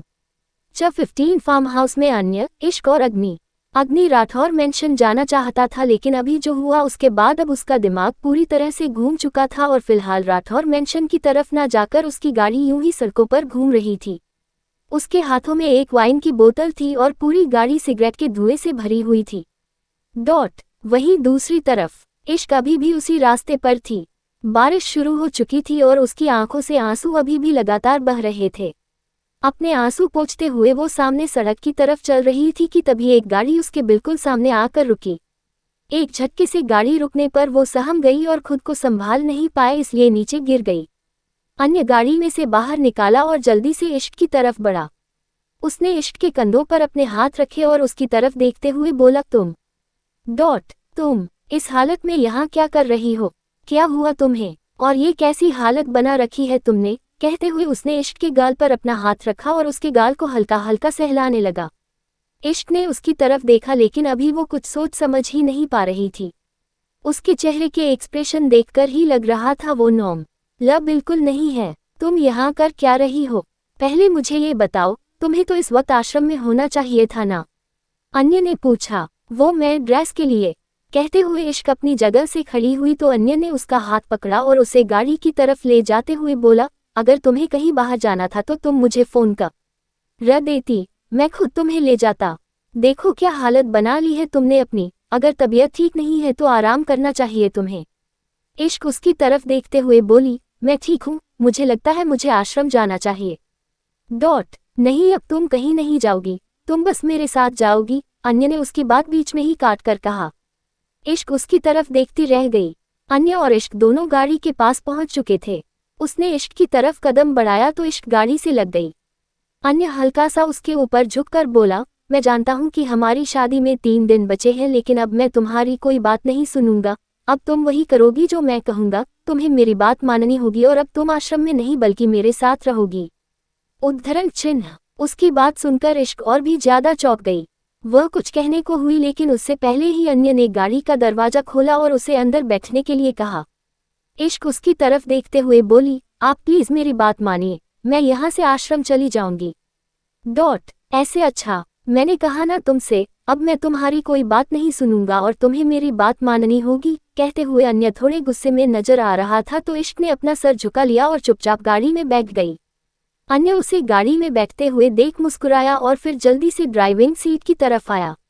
ड्राइविंग सीट की तरफ आते हुए उसके चेहरे के एक्सप्रेशन बदल चुके थे। उसकी वो सिंपल सी मुस्कुराहट थोड़ी टेढ़ी हो गई और वो मन ही मन बोला, पता नहीं क्या प्रॉब्लम है इस लड़की के साथ, बट हु केयर्स, अब वो होगा जो मैं चाहता हूँ। कहते हुए वो ड्राइविंग सीट का दरवाजा खोलकर ड्राइविंग सीट पर बैठ गया और गाड़ी स्टार्ट कर वहां से निकल गया। इश्क उसकी तरफ देखते हुए बोली, मेरी तबीयत ठीक नहीं थी इसलिए मैं थोड़ा थक गई हूँ, आश्रम में जाकर आराम करूंगी तो ठीक हो जाऊंगी। आप प्लीज मुझे आश्रम ड्रॉप कर दीजिए। उसकी बात सुनकर भी अन्य ने कोई जवाब नहीं दिया। इश्क बस उसे देखते रह गई। अब वो कुछ बोल भी नहीं पाई। अन्य चुपचाप ड्राइव कर रहा था लेकिन उसके दिमाग में बहुत कुछ चल रहा था। गाड़ी राठौर मेंशन नहीं जा रही थी बल्कि शहर के बाहर वाले रास्ते की तरफ जा रही थी तो इश्क और भी ज्यादा चौंक गई। कुछ ही देर में वो लोग एक फार्म हाउस के बाहर थे। फार्म हाउस के बाहर गाड़ी पार्क होते देख इश्क ने हैरानगी से अन्य की तरफ देखा और बोली, हम यहाँ क्यों आए हैं? अन्य उसकी तरफ घुमा और उसके होठों पर उंगली रखकर उसकी तरफ देखने लगा तो इश्क की धड़कनें तेजी से बढ़ गई। उसके चेहरे पर बेचैनी साफ दिखाई देने लगी। अन्य उसकी तरफ देखते हुए बोला, क्या तुम्हें मुझ पर यकीन नहीं? इश्क धीमे से बोली, मुझे आप पर यकीन है लेकिन हमारा ऐसे रहना गलत होगा। अगर किसी को पता चला कि मैं आपके साथ ऐसे बाहर आई हूं तो? मुझे किसी की परवाह नहीं है इश्क, मैं तुम्हें इस तरह से नहीं देख सकता। तुम्हारे चेहरे से ही पता चल रहा है कि तुम परेशान हो और अगर तुम्हें परेशानी में देखकर भी मैं तुम्हें अकेला छोड़ दूं तो मैं एक अच्छा लाइफ पार्टनर कैसे बनूंगा? आई प्रॉमिस मैं ऐसा कुछ नहीं करूंगा जिससे कोई तुम पर उंगली उठाए, लेकिन तुम जानती हो मैं प्यार करता हूं तुमसे तो मैं तुम्हें तकलीफ में अकेला भी नहीं छोड़ सकता। कहते हुए अन्य इश्क की आंखों में देख रहा था। इश्क उसके यूं देखने से और यूं बोलने से सकी बातों में उलझ गई और चुप हो गई। अन्य गाड़ी से बाहर निकाला और फिर इश्क की साइड का दरवाजा खोला तो इश्क भी बाहर आई। उसका हाथ थामकर अन्य उसे फार्म हाउस के अंदर लेकर आया। इश्क पहली बार इस फार्म हाउस में आ रही थी। उसे थोड़ा अजीब लग रहा था लेकिन अन्य पर इतना ट्रस्ट तो वो कर सकती थी कि उसके साथ कुछ वक्त बिता सके, पर वो जल्द ही आश्रम वापस जाने के बारे में भी सोच रही थी। अन्य ने उसे काउच पर बिठाया और फिर उसके लिए किचन में जाकर खुद पानी लेकर आया। इश्क ने पानी पिया और फिर अन्य उसे लेकर रूम में आया। रूम में आने पर इश्क थोड़ा असहज हो रही थी। अन्य उसके कंधों पर अपने हाथ रखकर उसे हल्का सा अपने करीब करते हुए बोला, तुम्हारे कपड़े पूरे खराब हो चुके हैं, तुम शावर ले लो, तब तक मैं तुम्हारे लिए कपड़े अरेंज कर देता हूँ। पर यहाँ पर कपड़े कैसे? इश्क ने पूछा। अन्य मुस्कुराया और बोला, अन्य सिंह राठौर के लिए कुछ भी मुश्किल नहीं है इश्क, और तुम अन्य सिंह राठौर की होने वाली बीवी हो तो तुम्हारे लिए तो कुछ भी इम्पॉसिबल नहीं हो सकता। इश्क ने एक गहरी सांस ली और वॉशरूम की तरफ बढ़ गई। अन्य उसे वॉशरूम की तरफ जाते हुए देख मुस्कुराया, ओ गॉड, कितना मुश्किल है इस लड़की को मनाना, बट एट लास्ट अब मेरी हर हसरत पूरी होगी। कहते हुए उसके चेहरे पर बेहद खतरनाक एक्सप्रेशन थे। उसके दिमाग में अभी कुछ देर पहले हुई बात चल रही थी जब इश्क को काउच पर बिठाकर वो किचन में पानी लेने गया था, लेकिन पानी लेने से पहले वो रूम की तरफ गया था और सीधा रूम के वॉशरूम में आया था। वहां पर उसने एक फोन में कैमरा ऑन किया और उसे ऊपर की तरफ लगा दिया। वहां पर कैमरा लगाते वक्त उसके चेहरे पर एक शातिर मुस्कुराहट थी। जल्दी से सारा सेटअप कर वो वापस बाहर आया और फिर किचन की तरफ चला गया। वहीं दूसरी तरफ अग्नि की गाड़ी अभी भी सड़कों पर घूम रही थी लेकिन अब उसे कहीं पर रुकना था। राठौर मेंशन वो अभी भी नहीं जाना चाहता था, इसीलिए उसने गाड़ी फार्म हाउस की तरफ बढ़ा दी और ये वही फार्म हाउस था जहां पर अन्य इश्क के साथ था। कुछ ही देर बाद की गाड़ी फार्म हाउस के बाहर थी। 16 समथिंग ब्यूटीफुल मुंबई। अग्नि की गाड़ी अभी भी सड़कों पर घूम रही थी, लेकिन अब उसे कहीं पर रुकना था। राठौर मेंशन वो अभी भी नहीं जाना चाहता था, इसीलिए उसने गाड़ी फार्म हाउस की तरफ बढ़ा दी और ये वही फार्म हाउस था जहां पर अन्य इश्क के साथ आता था। कुछ ही देर में उसकी गाड़ी फार्म हाउस के बाहर आकर रुकी। वो इस फार्म हाउस में तब आया था जब वो करीबन 10 साल का था और अब वो पूरे 15 साल बाद इस फार्म हाउस में आ रहा था, लेकिन अभी भी कुछ नहीं बदला था। फार्म हाउस की तरफ देखते हुए उसका चेहरा बिल्कुल एक्सप्रेशनलेस था। अपनी गाड़ी से बाहर निकाल कर वो फार्म हाउस के अंदर आया। वो जानता था कि फार्म हाउस में सिर्फ 1-2 सर्वेंट होते हैं, इसलिए उसने वहां पर हो रही थोड़ी बहुत हलचल की आवाज पर ज्यादा ध्यान नहीं दिया और सीधा मास्टर रूम की तरफ बढ़ गया। अन्य किचन में था और इश्क के लिए सर्वेंट को चाय बनाने के लिए बोल रहा था। सर्वेंट ने चाय बनानी शुरू की और अन्य उसकी तरफ देखते हुए बोला, जब चाय बन जाए तब पहले मुझे बुलाना, उसके बाद चाय सर्व करना। कहकर वो किचन से बाहर निकल गया। बाहर आकर उसने जल्दी से अपने एक दोस्त को कॉल लगाया और फिर उसे कुछ सामान फार्म हाउस पर जल्दी ही भेजने के लिए कहा। आज वो इस मौके को गंवाना नहीं चाहता था। उसने ऐसी दवाई मंगाई थी जिससे इश्क पूरी तरह से आज अपने होश खो दे और फिर वही करे जो अन्य चाहता है। इश्क वॉशरूम की तरफ जा रही थी, तभी उसे कुछ अलग सी आवाज आई। वो बालकनी की तरफ बढ़ी क्योंकि बालकनी से ही वो आवाज आ रही थी। बालकनी में आकर उसने देखा कि सामने एक छोटा सा पार्क है जहां पर बिल्ली के कुछ बच्चे आपस में खेल रहे थे। उन बिल्ली के बच्चों को देखते हुए वो खुद को रोक नहीं पाए और बालकनी से ही उस पार्क की तरफ आए। वहीं दूसरी तरफ उसी वक्त अग्नि कमरे में आया और सीधा वॉशरूम की तरफ बढ़ गया। उसने दरवाजा खोला और वॉशरूम यूज करने के लिए अंदर की तरफ आया, लेकिन तभी उसे कुछ अलग सा महसूस हुआ। उसकी आंखें बेहद लाल थी और नशे की वजह से उसका चेहरा भी काफी ज्यादा लाल था, लेकिन नशे में होने के बावजूद भी वो पूरा होश में था। उसके कान और उसकी आंखें दोनों काम पर लगे हुए थी। वो धीरे धीरे उस तरफ आया जहां पर अन्य ने कैमरा ऑन करके फोन को रखा था। अग्नि जो जिंदगी जी रहा था उसमें उसे हर एक छोटी छोटी चीज नोटिस करने की आदत थी। हवा का झोंका भी इसकी इजाजत के बिना इधर उधर नहीं हो सकता था। उसे कोई भी उसे यूं ही पागल नहीं बन सकता था। उसने अपनी लाइफ में इतना कुछ देख रखा था कि अब किसी की सांसें भी उसे दूर से महसूस हो सकती थी। उसने खिड़की की तरफ देखा जहां पर वो फोन रखा था और अगले ही पल वो फोन उसके हाथ में था। उस फोन को गोल गोल घुमाते हुए वो उस फोन की तरफ देखते हुए बोला, ये फोन यहाँ पर। कहते हुए उसकी नजरें फोन के ऑन कैमरा पर थी और उसकी आंखों में भी कुछ सवाल चल रहे थे। फार्म हाउस में कोई है क्या? उसने खुद से ही सवाल किया और फिर उस फोन की तरफ देखते हुए तिरछा मुस्कुराया और अगले ही पल उसने उस फोन को टॉयलेट में डाल दिया। उसने वॉशरूम यूज किया और फिर वॉशरूम से बाहर आकर पूरे कमरे में देखा, लेकिन उसे वहां कोई दिखाई नहीं दिया। तभी उसे किसी के खिलखिलाकर हंसने की आवाज सुनाई दी। अपने कदम पीछे की तरफ लेते हुए वो बालकनी की तरफ गया। पर्दा हटाकर उसने देखा तो एक लड़की नीचे जमीन पर बैठी थी और उसके खुले बिखरे बाल कमर तक झूल रहे थे। लड़की का चेहरा दूसरी तरफ था, इसलिए वो उसे अच्छे से देख नहीं पा रहा था। वो उसकी तरफ बढ़ने लगा, तभी उसका ध्यान नीचे जमीन पर गिरी हुई एक चीज पर गया। उसने झुककर उसे उठाया तो वो एक ईवल आई एंकलेट था। अपनी गहरी नजरों से उसने उसे एंकलेट की तरफ देखा और बोला, समथिंग ब्यूटीफुल। उसने दोबारा पार्क की तरफ देखा जहां पर अभी भी वो लड़की नीचे जमीन पर बैठी थी। वो एक बार फिर से उसकी तरफ बढ़ने लगा। तभी पीछे से किसी ने उसके कंधे पर अपना हाथ रखा। उसने चौंक कर पलट कर देखा तो उसके सामने अन्य खड़ा था। उसके हाथों में पड़ा हुआ वो एंकलेट उसकी पॉकेट में गिर गया। अग्नि को अपने सामने देखकर अन्य के होश उड़ गए। उसने जल्दी से वॉशरूम की तरफ देखा जिसका दरवाजा बंद था। अग्नि उसे देखते हुए बोला, व्हाट अ सरप्राइज। सरप्राइज तो तुमने दिया है तो तुमने आने से पहले बताया भी नहीं। तुम आ रहे हो। कहते हुए अन्य घूमता हुआ अग्नि के बिल्कुल आगे आकर खड़ा हो गया जहां से उसे वॉशरूम दिखाई भी ना दे। अग्नि उसके चेहरे का उड़ा हुआ रंग देख सकता था। उसके चेहरे पर एक हल्की सी तिरछी मुस्कुराहट आई और बोली, लगता है मेरा सरप्राइज तुम्हें कुछ ज्यादा सब पसंद नहीं आया। नहीं, ऐसा बिल्कुल नहीं है ब्रो, अन्य ने कहा और जल्दी से उसके गले लग गया। तभी उसकी नजर बालकनी से दूसरी तरफ पार्क में बैठी हुई इश्क पर गई और उसकी आंखें बड़ी हो गई। अग्नि से अलग हुआ और उसकी तरफ देखते हुए बोला, कोई है क्या तुम्हारे साथ यहाँ पर? प्रश्नवाचक चिन्ह। I mean any partner. कहते हुए उसके चेहरे पर बड़े अजीब एक्सप्रेशन थे। अन्य का गला सूखने लगा। उसने उसके कंधे पर अपना हाथ रखा और उसे आगे की तरफ ले जाते हुए बोला, नहीं मेरे साथ कौन होगा? तुम ये बताओ, तुमने आने से पहले बताया क्यों नहीं? प्रश्नवाचक चिन्ह। अग्नि ने उसका हाथ अपने कंधे पर से हटाया और उसके चेहरे को देखते हुए थोड़े एटीट्यूड के साथ बोला, अग्नि कब क्या करता है ये अग्नि को भी नहीं पता होता तो तुम्हें तो पता ही क्या होगा।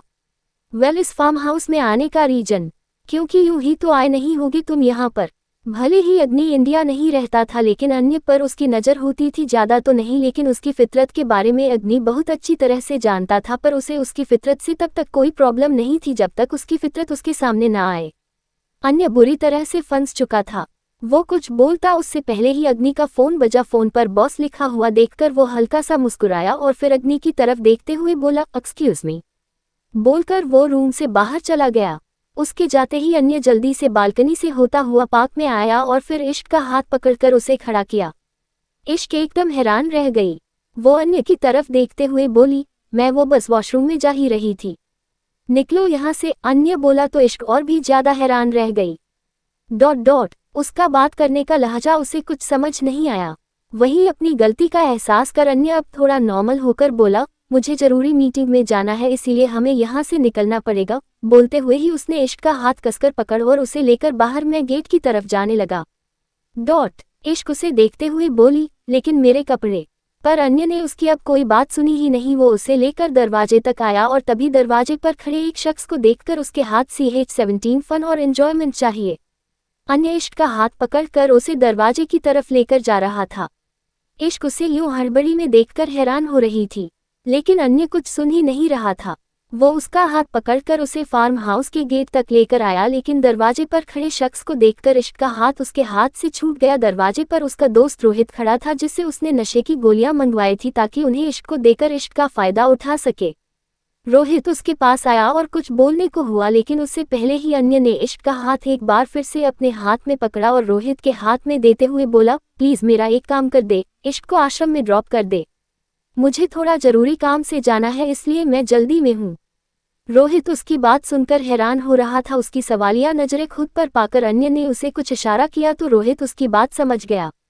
रोहित सिर्फ उसकी दोस्ती नहीं, उसकी घटिया हरकतों में उसका साथी भी था, लेकिन जिस तरह से अन्य ने इश्क का हाथ रोहित के हाथ में दिया था, इश्क अन्य को देखते ही रह गई। ऐसे कैसे वो उसका हाथ किसी और के हाथ में दे सकता है? उसे बहुत अजीब लग रहा था। उसने अपना हाथ रोहित के हाथ से हटा लिया था। रोहित उसे देखते हुए, चले भाभी। इश्क को अजीब तो बहुत लग रहा था, लेकिन फिलहाल उसके पास कोई ऑप्शन भी नहीं था। उसने अपना सर हाँ में हिलाया और एक नज़र अन्य को देखकर रोहित के साथ बाहर आ गई। रोहित ने उसे अपनी गाड़ी में बैठाया और उनकी गाड़ी वहां से निकल गई। उन्हें जाते हुए देख अन्य ने एक राहत की सांस ली। तभी एक बार फिर से किसी ने उसके कंधे पर हाथ रखा। काफी जल्दबाजी में लग रहे हो, लगता है मैंने तुम्हारा प्लानिंग स्पॉइल कर दी। अग्नि ने कहा और अन्य के कंधे पर दबाव बनाते हुए उसे अपनी तरफ घुमाया। उसकी बात सुनकर अन्य की आंखें बड़ी हो चुकी थी, लेकिन जल्दी ही वो खुद को नॉर्मल करते हुए बोल, कैसा प्लान? अग्नि उसे अपनी गहरी नजरों से देखते हुए बोला, वही प्लान जिसे बहुत अच्छे से एग्जीक्यूट किया था तुमने, लेकिन शायद मेरा इस वक्त यहाँ पर आना तुम्हारे लिए थोड़ा सा गलत हो गया। उद्धरण चिन्ह। अब अन्य को और भी ज्यादा डर लगने लगा था। ऐसा नहीं था कि अग्नि के सामने वो इश्क को ला नहीं सकता था, बस वो नहीं चाहता था कि अग्नि की नज़र इश्क पर पड़े और बात फैले। घर पर सभी के सामने उसकी इमेज बहुत अच्छी बनी हुई थी और वो अपनी इमेज पर कोई दाग लगने नहीं दे सकता था। वो हकलाते हुए बोला, ऐसा कुछ नहीं है, मेरे कुछ भी प्लान नहीं थे, वो मैं बस यूं ही यहाँ पर आया था, पर अब मुझे एक जरूरी मीटिंग में जाना है तो मैं चलता हूँ। कहते हुए वो वहां से जाने लगा, लेकिन अग्नि ने एक बार फिर से उसके कंधे पर अपना हाथ रखा और उसे थोड़ा जोर से दबाया तो अन्य उसकी तरफ पलटकर उसे थोड़ा घूर कर देखने लगा। अग्नि एक्सप्रेशंस होकर बोला, खेल खेलना बहुत अच्छी बात है। हर किसी को अपनी लाइफ में फन और एंजॉयमेंट चाहिए, लेकिन इस खेल में किसी के साथ चालाकी करना बहुत गलत है। मुझे खिलाड़ी पसंद है लेकिन धोखेबाज नो, अग्नि ने बेहद खतरनाक एक्सप्रेशन के साथ कहा और फिर उसके कंधे से अपना हाथ हटा लिया।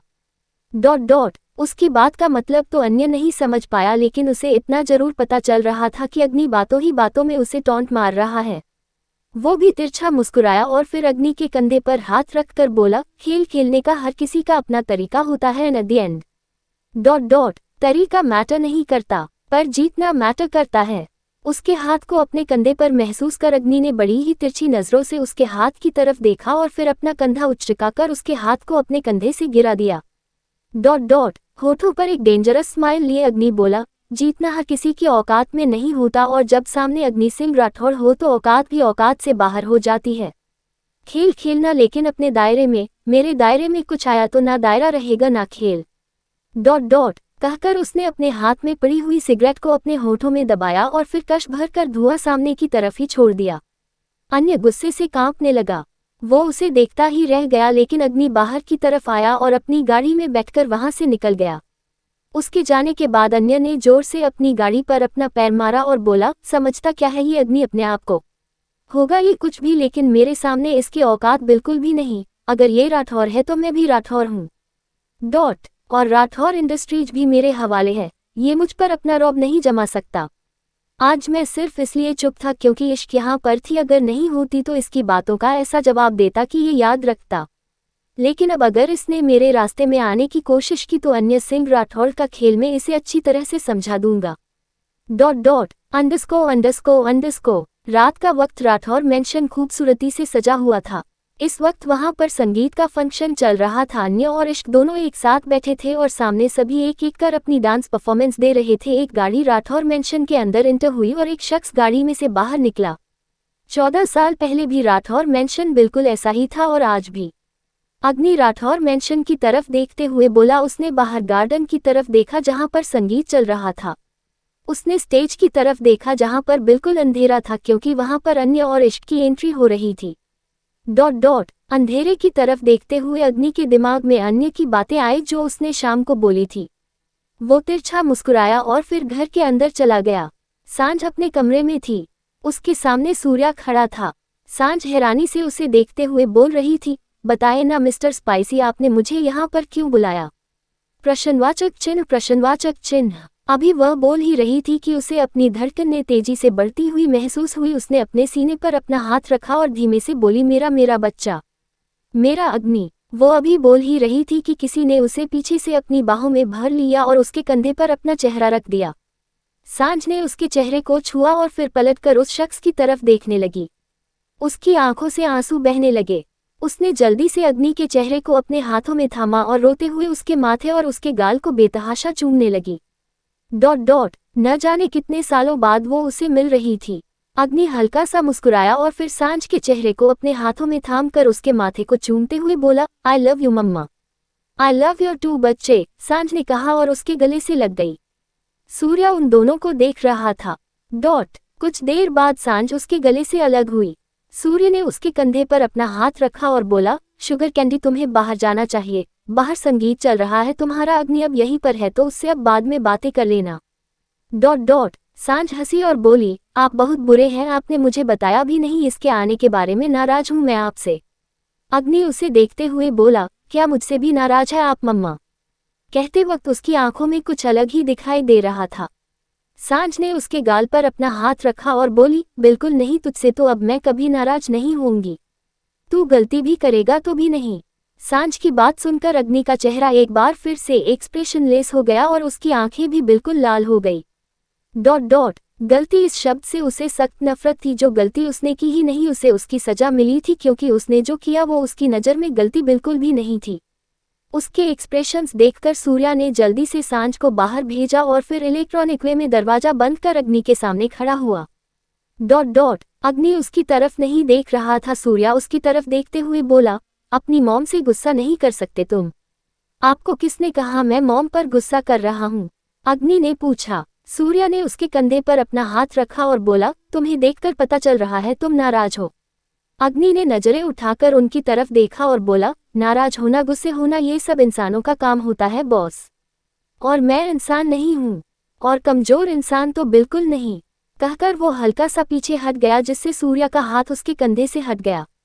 सूर्या उसे देखते हुए बोला, लेकिन तुम्हारा ये रूप सांझ के सामने बिल्कुल नहीं आना चाहिए। अग्नि उसकी आंखों में देखते हुए बोला, इस दुनिया में सिर्फ एक ही इंसान है जिसके लिए मैं इंसान बन सकता हूँ और वो है मेरी मम्मा। उन्हें मुझसे कभी तकलीफ नहीं होगी। कहकर वो दरवाजे की तरफ घूमा और फिर रूम से बाहर चला गया। सूर्या उसे जाते देख रहा था। उसने एक गहरी सांस ली और बोला, तुम इंडिया वापस तो आ गए हो, काश तुम वापस इंसान भी बन जाओ। जिस दलदल में तुम हो मैं तुम्हें वहां पर कभी नहीं चाहता था, लेकिन मैं तुम्हें रोक भी नहीं पाया। अग्नि सूर्या के कमरे से बाहर निकलकर सीधा अपने रूम में आया। अब उसे सिर्फ मायरा से मिलना था और उसे वो संगीत के बाद मिलने वाला था। वो अपने रूम में आया, उसने एक नज़र अपने रूम को देखा और फिर अपनी पॉकेट में से सिगरेट निकालते हुए बालकनी की तरफ चला गया। उसने सिगरेट को लाइटर से जलाया और अपने होठों में दबाकर कश भरने लगा। तभी उसकी नज़र नीचे एक लड़की पर गई जिसने पिंक कलर का लहंगा पहना हुआ था। तभी अन्य उस लड़की के पास आकर खड़ा हुआ और उसे कमर से पकड़कर अपने करीब खींच लिया। अगले ही पल उसने उसके होठों पर अपने होंठ रख दिए। और फिर उसे लेकर गाड़ी की तरफ बढ़ गया। अग्नि व्यंग से मुस्कुराया और बोला, शादी के बिना ही जब सब कुछ चल रहा है तो शादी की क्या जरूरत है। ब्लडी इडियट्स से इश्क का हाथ छूट गया। 18 इट वॉज अमेजिंग नाइट। सुबह के 10 बजे होटल हयात। इस होटल के आलीशान कमरे में बिस्तर पर एक लड़का और एक लड़की गहरी नींद में सोए हुए थे। लड़के की आंखें खुली और वो अपनी जगह से उठा। उसने बाथरोब पहना और फिर वहां रूम में बने हुए एक काउंटर की तरफ बढ़ गया जहां पर शराब की कुछ बोतल और गिलास रखे थे। उसने गिलास में अपने लिए वाइन डाली और तभी उसकी नज़र बिस्तर पर अपनी जगह पर उठकर बैठ गई लड़की पर गई। वो लड़की उसे देखते हुए मुस्कुराई। उसका पिंक लहंगा नीचे जमीन पर बिखरा हुआ था। अपनी जगह से खड़े होकर उसने बाथरोब पहना और फिर मुस्कुराते हुए उस लड़के के पास आई। उसने वहां खड़े अन्य की पीठ पर अपना हाथ रखा और मुस्कुराते हुए बोली, इट वॉज अमेजिंग नाइट। अन्य हल्का सा मुस्कुराया और बोला, यू वर अमेजिंग टू। उद्धरण चिन्ह। दया मल्होत्रा तो है ही अमेजिंग। कहते हुए उस लड़की ने अपने बाल पीछे की तरफ झटकाए और फिर अपने लिए ड्रिंक बनाने लगी। दया ड्रिंक करते हुए बोली, तुम अन्य सिंह राठौर हो, राठौर इंडस्ट्रीज के सीईओ। तुम्हें पाना किसी भी लड़की की हसरत होगा, लेकिन तुम उस लो स्टैंडर्ड चीप गर्ल लड़की इश्क से शादी क्यों कर रहे हो। तुम तो किसी भी बिजनेसमैन की लड़की के साथ शादी कर सकते हो, पर फिर भी उस अनाथ एंड बेचारी। प्रश्नवाचक चिन्ह। तुम कहो तो उससे शादी तोड़कर तुमसे शादी कर लूं। अन्य ने मुस्कुरा कर कहा। दया जल्दी से बोली, नो वे। दया मल्होत्रा, और शादी बिल्कुल भी नहीं। मुझे लाइफ की रेस को एंजॉय करना है, अपनी लाइफ पर फुल स्टॉप नहीं लगाना। कहकर वो हंसी। अन्य मुस्कुराया और बोला, दैट्स द पॉइंट। इश्क एंजॉय करने वाली नहीं, फुल स्टॉप वाली बंदी है, लेकिन मुझे जो चाहिए वो तो मैं पाकर रहूंगा, फिर चाहे उसके लिए मुझे शादी ही क्यों ना करनी पड़े, और शादी के बाद कौन सा डिवोर्स नहीं होते। प्रश्नवाचक चिन्ह। अन्य सिंह राठौर एक ही चीज बार बार इस्तेमाल नहीं करता, कहकर वो भी हंसा। उसकी बात सुनकर दया भी मुस्कुराते हुए से देख रही थी। वो उसके करीब आए और फिर उसके कंधे पर अपना हाथ रखकर उसके होठों की तरफ बढ़ते हुए बोली, तो क्या एक बार तुम्हारी शादी से पहले तुम्हारी शादी को सेलिब्रेट कर ले हम। प्रश्नवाचक चिन्ह। Why not. अन्य ने कहा और फिर खुद उसके होठों पर अपने होंठ रख दिए और फिर उसकी कमर पर अपना हाथ रखकर उसे अपनी गोद में उठाते हुए बेड पर ले गया। राठौर मेंशन। सब लोग डाइनिंग टेबल पर बैठे थे। सांझ का चेहरा बेहद मिला हुआ था और इतिश्री उसे कब से नोटिस कर रही थी। अभी तक किसी को अग्नि के आने के बारे में पता नहीं था। तभी उसी वक्त सीढ़ियों से उतरता हुआ अग्नि नीचे आया तो इतिश्री ने उसकी तरफ देखा। वही मायरा जो डाइनिंग टेबल पर इधर उधर नजर घुमाते हुए आराम से बैठी थी। जैसे ही उसकी नजर सीढ़ियों से उतरते हुए अग्नि पर गई, वो अपनी जगह से उठी और भागती हुई अग्नि के पास गई। वो अग्नि के गले से लगी तो अग्नि ने भी उसे अपनी बाहों में भर लिया। ओ ब्रो, आप यहाँ पर कब आए, कैसे आए, और आपने बताया क्यों नहीं। मॉम कहते हुए वो सांझ की तरफ देखने लगी, लेकिन उसकी हंसी देखकर ही वो समझ गई कि सांझ को पहले से ही पता था। वो अग्नि की तरफ देखते हुए बोली, आप बहुत बुरे हैं ब्रो, आपने मुझे नहीं बताया। तुम्हें क्या, इसके आने के बारे में तो हम लोगों को भी नहीं पता था। जीवन ने अपनी जगह से उठकर उसके पास आते हुए कहा। इतिश्री भी उसके साथ साथ ही अग्नि के पास आई। अग्नि उन दोनों से मिला, लेकिन उसके चेहरे पर कोई भी खुशी नहीं झलक रही थी। उसका चेहरा एकदम एक्सप्रेशनलेस था, जो कि हमेशा ही होता था, और सबको उसे यूं देखने की आदत हो चुकी थी। अग्नि डाइनिंग टेबल पर आया, उसकी नजरें वहां घूम रही थी। सांझ इतिश्री को देखते हुए बोली, अन्य ब्रेकफास्ट के लिए नहीं आएगा क्या। प्रश्नवाचक चिन्ह। इतिश्री कोई जवाब देती उससे पहले ही अग्नि बोला, शायद वो अपनी शादी को लेकर कुछ ज्यादा ही एक्साइटेड है और खुद को कंट्रोल नहीं कर पा रहा, इसलिए शादी से पहले ही अपनी होने वाली बीवी के साथ टाइम स्पेंड कर रहे हैं। सांझ ने उसे घूरकर देखा और बोली, अन्य का तो नहीं पता, लेकिन इश्क ऐसी बिल्कुल नहीं है। बहुत अच्छी लड़की है वो। अच्छी लड़की माय फुट, अग्नि ने धीरे से कहा। उसकी आंखों के सामने कलान्य का उस लड़की को कमर से पकड़कर खींचना और फिर उसे किस करना और बाद में उसे लेकर गाड़ी की तरफ जाना याद आ रहा था। डॉट डॉट उसने एक टोस्ट उठाया और फिर सांझ की तरफ देखते हुए बोला, लोगों के दो चेहरे होते हैं मॉम, एक वो जो सब देखते हैं और एक वो जो कोई दिखाना नहीं चाहता। कहते हुए वो कल फार्म हाउस वाली बात याद कर रहा था जिसमें अन्य ने वॉशरूम में कैमरा ऑन फोन देखा था और फिर एक लड़की जिसे अन्य ने अग्नि के सामने आने से पहले ही भेज दिया था। अग्नि ने सब देखा था लेकिन उस लड़की का चेहरा नहीं देख पाया था और उसे देखने में उसे कोई इंटरेस्ट भी नहीं था। अपनी बात कहकर वो अपनी जगह से उठा और फिर वापस सीढ़ियों की तरफ बढ़ गया। सूर्या उसे देख रहा था, बाकी सब घर वाले भी उसे जाते हुए देख रहे थे और वहां एकदम सन्नाटा छाया हुआ था। अग्नि का ऑरा ही ऐसा था कि कोई और तो क्या खुद सूर्या भी उससे कुछ नहीं कह पाता था। अंडरस्को शाम का वक्त राठौर मेंशन में पूरी तरह से चहल पहल हो रही थी क्योंकि सब रिसोर्ट के लिए निकल रहे थे। आज मेहंदी का फंक्शन और कल की शादी रिसोर्ट में होने वाली थी, इसीलिए सब रिसोर्ट जा रहे थे। सांझ सूर्या के साथ अग्नि का एक कमरे में आए और उसे रेडी होने के लिए कहा। अग्नि सांझ की तरफ देखते हुए बोला, मॉम आपके कहने पर मैं यहाँ तक आ गया लेकिन अब इससे ज्यादा मैं नहीं कर सकता। शादी, celebrations, I just don't want to part of it. Dot dot पर बच्चे अन्य भाई है तुम्हारा और भाई की शादी में भाई नहीं जाएगा तो कितना अजीब लगेगा, सांझ ने कहा। अग्नि एक्सप्रेशंस होकर बोले, अजीब लगेगा तो इसमें मैं क्या कर सकता हूँ?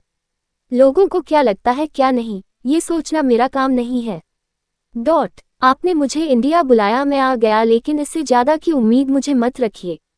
मुझे जल्द से जल्द यहाँ से वापस जाना है और मैं नहीं चाहता कि इस बार भी मैं वैसे ही जाऊं जैसे पहले गया था आपसे लड़कर।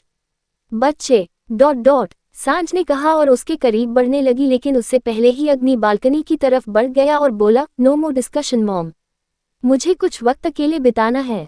सांझ उसे देखते ही रह गई। सिर्फ एक घटना की वजह से अग्नि आज तक सांझ के साथ नॉर्मल नहीं हो पाया था। डॉट डॉट सूर्या ने उसके कंधे पर अपना हाथ रखा और फिर उसे रूम से बाहर ले गया। उसे अग्नि पर गुस्सा आ रहा था। कुछ देर बाद वो वापस अग्नि के कमरे में आया। अग्नि अभी भी बालकनी में खड़ा सिगरेट पी रहा था। सूर्या गुस्से से उसे देखते हुए बोला, तुम अपनी मॉम को यूं ही हर्ट नहीं कर सकते। डॉट डॉट सूर्या की बात सुनकर अग्नि ने पलटकर उसे देखा और बोला, किसी को झूठी खुशी देना भी अग्नि सिंह राठौड़ को नहीं आता।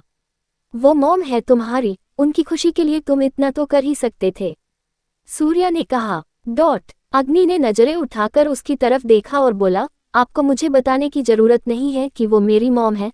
मैं जानता हूँ वो मेरी मॉम है और उनकी खुशी के लिए मैं कुछ भी कर सकता हूँ, लेकिन ये बात प्रूव करने के लिए मुझे इस शादी में जाने की जरूरत नहीं है। डॉट डॉट सूर्या गुस्से से बोला, आखिर अन्य से प्रॉब्लम क्या है तुम्हें? सूर्या की बात सुनकर अग्नि के चेहरे पर तिरछी मुस्कुराहट आ गई। वो सूर्या के करीब आया और बोला, मुझे अन्य से कोई प्रॉब्लम नहीं है लेकिन लगता है आप कुछ ज्यादा ही करीब है उसके। डॉट डॉट पर सॉरी बॉस, आपके लोग आपको मुबारक, मेरे लिए सिर्फ मेरी मॉम मैटर करती है जिनके लिए मैं यहाँ आया, लेकिन अब मुझे नहीं लगता मुझे यहाँ पर रहना चाहिए, मैं कल ही वापस जा रहा हूँ। उसकी बात सुनकर सूर्या चौंक गया। डॉट डॉट वो आगे कुछ कहता उससे पहले ही अग्नि वॉशरूम में चला गया। उसके जाने के बाद सूर्या ने अपने सिर पर अपना हाथ रखा और बोला, क्यों बन गए हो तुम ऐसे अग्नि, क्यों? अंडरस्को अग्नि अपनी गाड़ी में था और फोन पर किसी से बात कर रहा था। डॉट सामने से पारस ने उसे बताया कि उसके लिए एक रूम और बाकी सब अरेंजमेंट हो चुके हैं। होटल में वो कंफर्टेबल नहीं था इसलिए रिसोर्ट में बुकिंग की गई थी। द सेलिब्रेशन रिजॉर्ट में उसका इंतजार हो रहा है। पारस की बात सुनकर अग्नि ने फोन डिस्कनेक्ट किया और फिर अपनी गाड़ी द सेलिब्रेशन रिजॉर्ट की तरफ बढ़ा दी। वहीं दूसरी तरफ द सेलिब्रेशन रिजॉर्ट एक कर 4-5 गाड़ियां रिसोर्ट के पार्किंग एरिया में आकर रुकी और उनमें से सूर्या, सांझ, जीवन, इतिश्री और अमायरा के साथ इश्क बाहर आई। इस वक्त उसने एक बड़ी ईना कलर का लहंगा पहना हुआ था। वो बहुत खूबसूरत लग रही थी। सभी रिसोर्ट के अंदर आए और फिर मेहंदी के लिए गार्डन एरिया की तरफ बढ़ गए। कुछ देर बाद अन्य की गाड़ी भी पार्किंग एरिया में आई। उसके साथ ही निया मल्होत्रा भी थी। दोनों की गाड़ी पार्किंग एरिया में पार्क थी और दोनों बैक सीट पर थे। अग्नि की गाड़ी भी वहां पर आकर रुकी और अचानक ही उसका ध्यान अन्य की गाड़ी पर गया। गाड़ी को वो बहुत अच्छी तरह से पहचानता था और पीछे की सीट पर भले ही ब्लैक कलर के शीशे थे लेकिन फिर भी अग्नि सब समझ चुका था। वो हल्का सा टेढ़ा मुस्कुराया और फिर दूसरे रास्ते से रिसोर्ट के अंदर चला गया जहां पर उसके लिए रूम बुक था। रूम में फिलहाल कोई नहीं था लेकिन जल्द ही वहां पर कोई आने वाली थी। वहीं दूसरी तरफ पार्किंग एरिया में नेहा और अन्य गहरी गहरी सांस लेते हुए एक दूसरे से अलग हुए। नेहा उसे देखते हुए बोली, वैसे मेरे पास एक रास्ता है जिससे तुम्हें उस चीप गर्ल से शादी नहीं करनी पड़ेगी। अन्य ने हैरानी से उसे देखा। नेहा ने शातिर मुस्कुराते हुए उसे देखा और बोली, तुम बस रूम बुक करो, इश्क तुम्हारे पास पहुंच जाएगी। उसकी बात सुनकर अन्य के चेहरे पर भी शातिर मुस्कुराहट आ गई।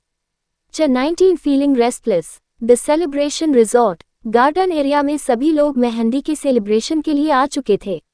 इश्क ने एक ग्रीन कलर का बेहद खूबसूरत लहंगा पहना हुआ था। अमायरा उसके साथ ही थी।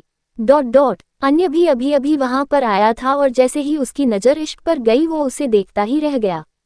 वो उस पर से अपनी नज़रें भी नहीं हटा पा रहा था और उन नज़रों में बेशर्मी साफ दिखाई दे रही थी। उसके दिमाग में नेहा की बातें घूम रही थी। बेशर्मी से मुस्कुराते हुए वो बोला, अगर आज रात ये मेरे रूम में आए तो कल ये शादी के मंडप में नहीं बल्कि इस शहर से बाहर जाएगी। पर अगर ये तुम्हें अच्छी लगी तो? नेहा ने उसके कंधे पर हाथ रख कर पूछा।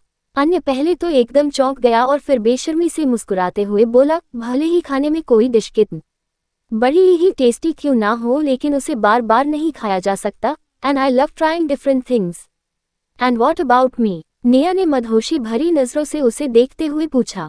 अन्य मुस्कुराया और फिर एक नज़र अपने आसपास डालकर उसकी कमर पर अपना हाथ रखकर उसे अपने करीब खींचते हुए बोला, I can taste you every single day and night. कहते हुए उसके होंठों पर डेविल स्माइल थी। नेहा के होंठों पर भी सडक्टिव स्माइल थी। अंडरस्को इश्क के हाथों में मेहंदी लग रही थी। अमायरा उसके साथ ही बैठी थी। तभी सांझ और इतिश्री भी वहां पर आए। अमायरा उन्हें देखते हुए बोली, मॉम, मेहंदी का रंग जितना ज्यादा गहरा आता है हस्बैंड उतना ही ज्यादा प्यार करता है ना? बिल्कुल, सांझ ने कहा। इश्क शर्माने लगी थी। अमायरा ने उसके कंधे पर अपना कंधा मारा और बोली, फिर तो भाभी जान आपके हाथ गहरे लाल होने वाले हैं क्योंकि अन्य ब्रो तो आपके प्यार में पागल है। इश्क के गाल और भी ज्यादा लाल होने लगे। शर्म के मारे वो पानी पानी हो रही थी। अंडरस्को। वहीं दूसरी तरफ रूम नंबर 302 जो कि उस रिसोर्ट का सबसे आलीशान कमरा था, वहां पर अग्नि काउच पर बैठा था। उसके सामने अल्कोहल की बोतल थी और उसके हाथ में जलती हुई सिगरेट थी। आंखों में नशा साफ दिखाई दे रहा था। पिछले तक करीबन 1 घंटे से वो ड्रिंक कर रहा था। उसने टेबल पर रखा अपना फोन उठाया और पारस को फोन किया। पारस ने जैसे ही कॉल रिसीव किया अग्नि बेहद कर्कश भरी आवाज में बोला, एक लड़की के लिए इतना इंतजार? तुम पागल हो जा मुझे पागल बनाने की कोशिश कर रहे हो? तुम जानते हो अग्नि किसी के लिए इंतजार नहीं करता। सॉरी बॉस, वो लड़की बस। अग्नि उसकी बात बीच में ही काट कर बोला, do hell with your reasons. I want someone in my room just now. बोलकर उसने फोन काट दिया। पारस ने अपने फोन की तरफ देखा और फिर जल्दी से एक आदमी को फोन मिलाया। अंडरस्को। एक वेटर ने इश्क और अमायरा के सामने ट्रे रखी जिसमें जूस के गिलास थे। अमायरा ने एक गिलास उठाया और इश्क की तरफ बढ़ते हुए बोली, आज मुझसे काम चला लीजिए भाभी जान, कल आपको अन्य ब्रो अपने हाथ से खुद खिलाएंगे पिलाएंगे। कहते हुए वो मुस्कुराई। इश्क ने आंखें छोटी कर उसे देखा और बोली, तुम सच में बहुत बुरी हो अमायरा, जानबूझकर हमें परेशान करती हो ना। देखना जब तुम्हारी शादी होगी ना तो मैं भी तुम्हें ऐसे ही परेशान करूंगी। अमायरा झट से बोली, मुझे तो शादी करनी ही नहीं है। परेशान क्या खाक करेगी आप? कहकर वो हंस दी। इश्क मुंह बनाते हुए उसकी तरफ देख रही थी। अमायरा ने इश्क को अपने हाथों से जूस पिलाया और फिर अपने लिए भी जूस का गिलास उठाया, लेकिन जैसे ही उसने जूस का गिलास अपने होठों से लगाया, वो वेटर जिसने उनके सामने ट्रे रखी थी उसने ट्रे उठाए और उसका हाथ अमायरा के हाथ से लग गया, जिससे उसके हाथों में पकड़ा गिलास में से सारा जूस इश्क के ऊपर जाकर गिरा। उसके पूरे लहंगे पर जूस गिर चुका था। अमायरा उसे देखते हुए जल्दी से बोली, सॉरी भाभी जान। वो गलती से। इट्स ओके अमायरा, कोई बात नहीं, मैं अभी इसे साफ कर लेती हूँ, इश्क ने कहा। उसने अपने लहंगे की तरफ देखा जो पूरा ही खराब हो चुका था। अब इसे साफ करने के लिए उसे वॉशरूम ही जाना पड़ता। उसने मेहंदी वाली की तरफ देखा और फिर कुछ ही देर में वापस आने का बोलकर वहां से जाने लगी। अमायरा ने उसे साथ चलने के लिए पूछा, लेकिन इश्क ने मना कर दिया और मुस्कुराते हुए बोली, तब तक तुम प्यार की गहरी मेहंदी लगाओ, मैं बस अभी आई। कहकर वो वहां से निकल गई। उसे वॉशरूम की तरफ जाते हुए देख कुछ ही दूरी पर खड़ी निया के चेहरे पर शातिर मुस्कुराहट आ गई। वो शातिर मुस्कुराते हुए बोली, शादी के दिन तो हर कोई सुहागरात मनाता है, तुम एक दिन पहले मनाओ और फिर तुम्हारी शादी की मंडप पर दुल्हन होगी कोई और। कहते हुए उसके खुद के चेहरे पर सवालिया एक्सप्रेशन थे। वो हंसी और फिर बोली, अब राठौर परिवार अपनी बेइज्जती तो होने नहीं देगा, उन्हें एक दुल्हन तो चाहिए ही होगी ना, तो बस दुल्हन तैयार है। अन्य रूम नंबर 203 में शराब के नशे में चूर इश्क का बेसब्री से इंतजार कर रहा था। उसने बॉटल की तरफ देखा और बोला, आखिर आज मेरी हसरत पूरी होगी, तुम मेरी बाहों में होगी, बहुत तड़प आया है ना तुमने मुझे इस दिन के लिए। ...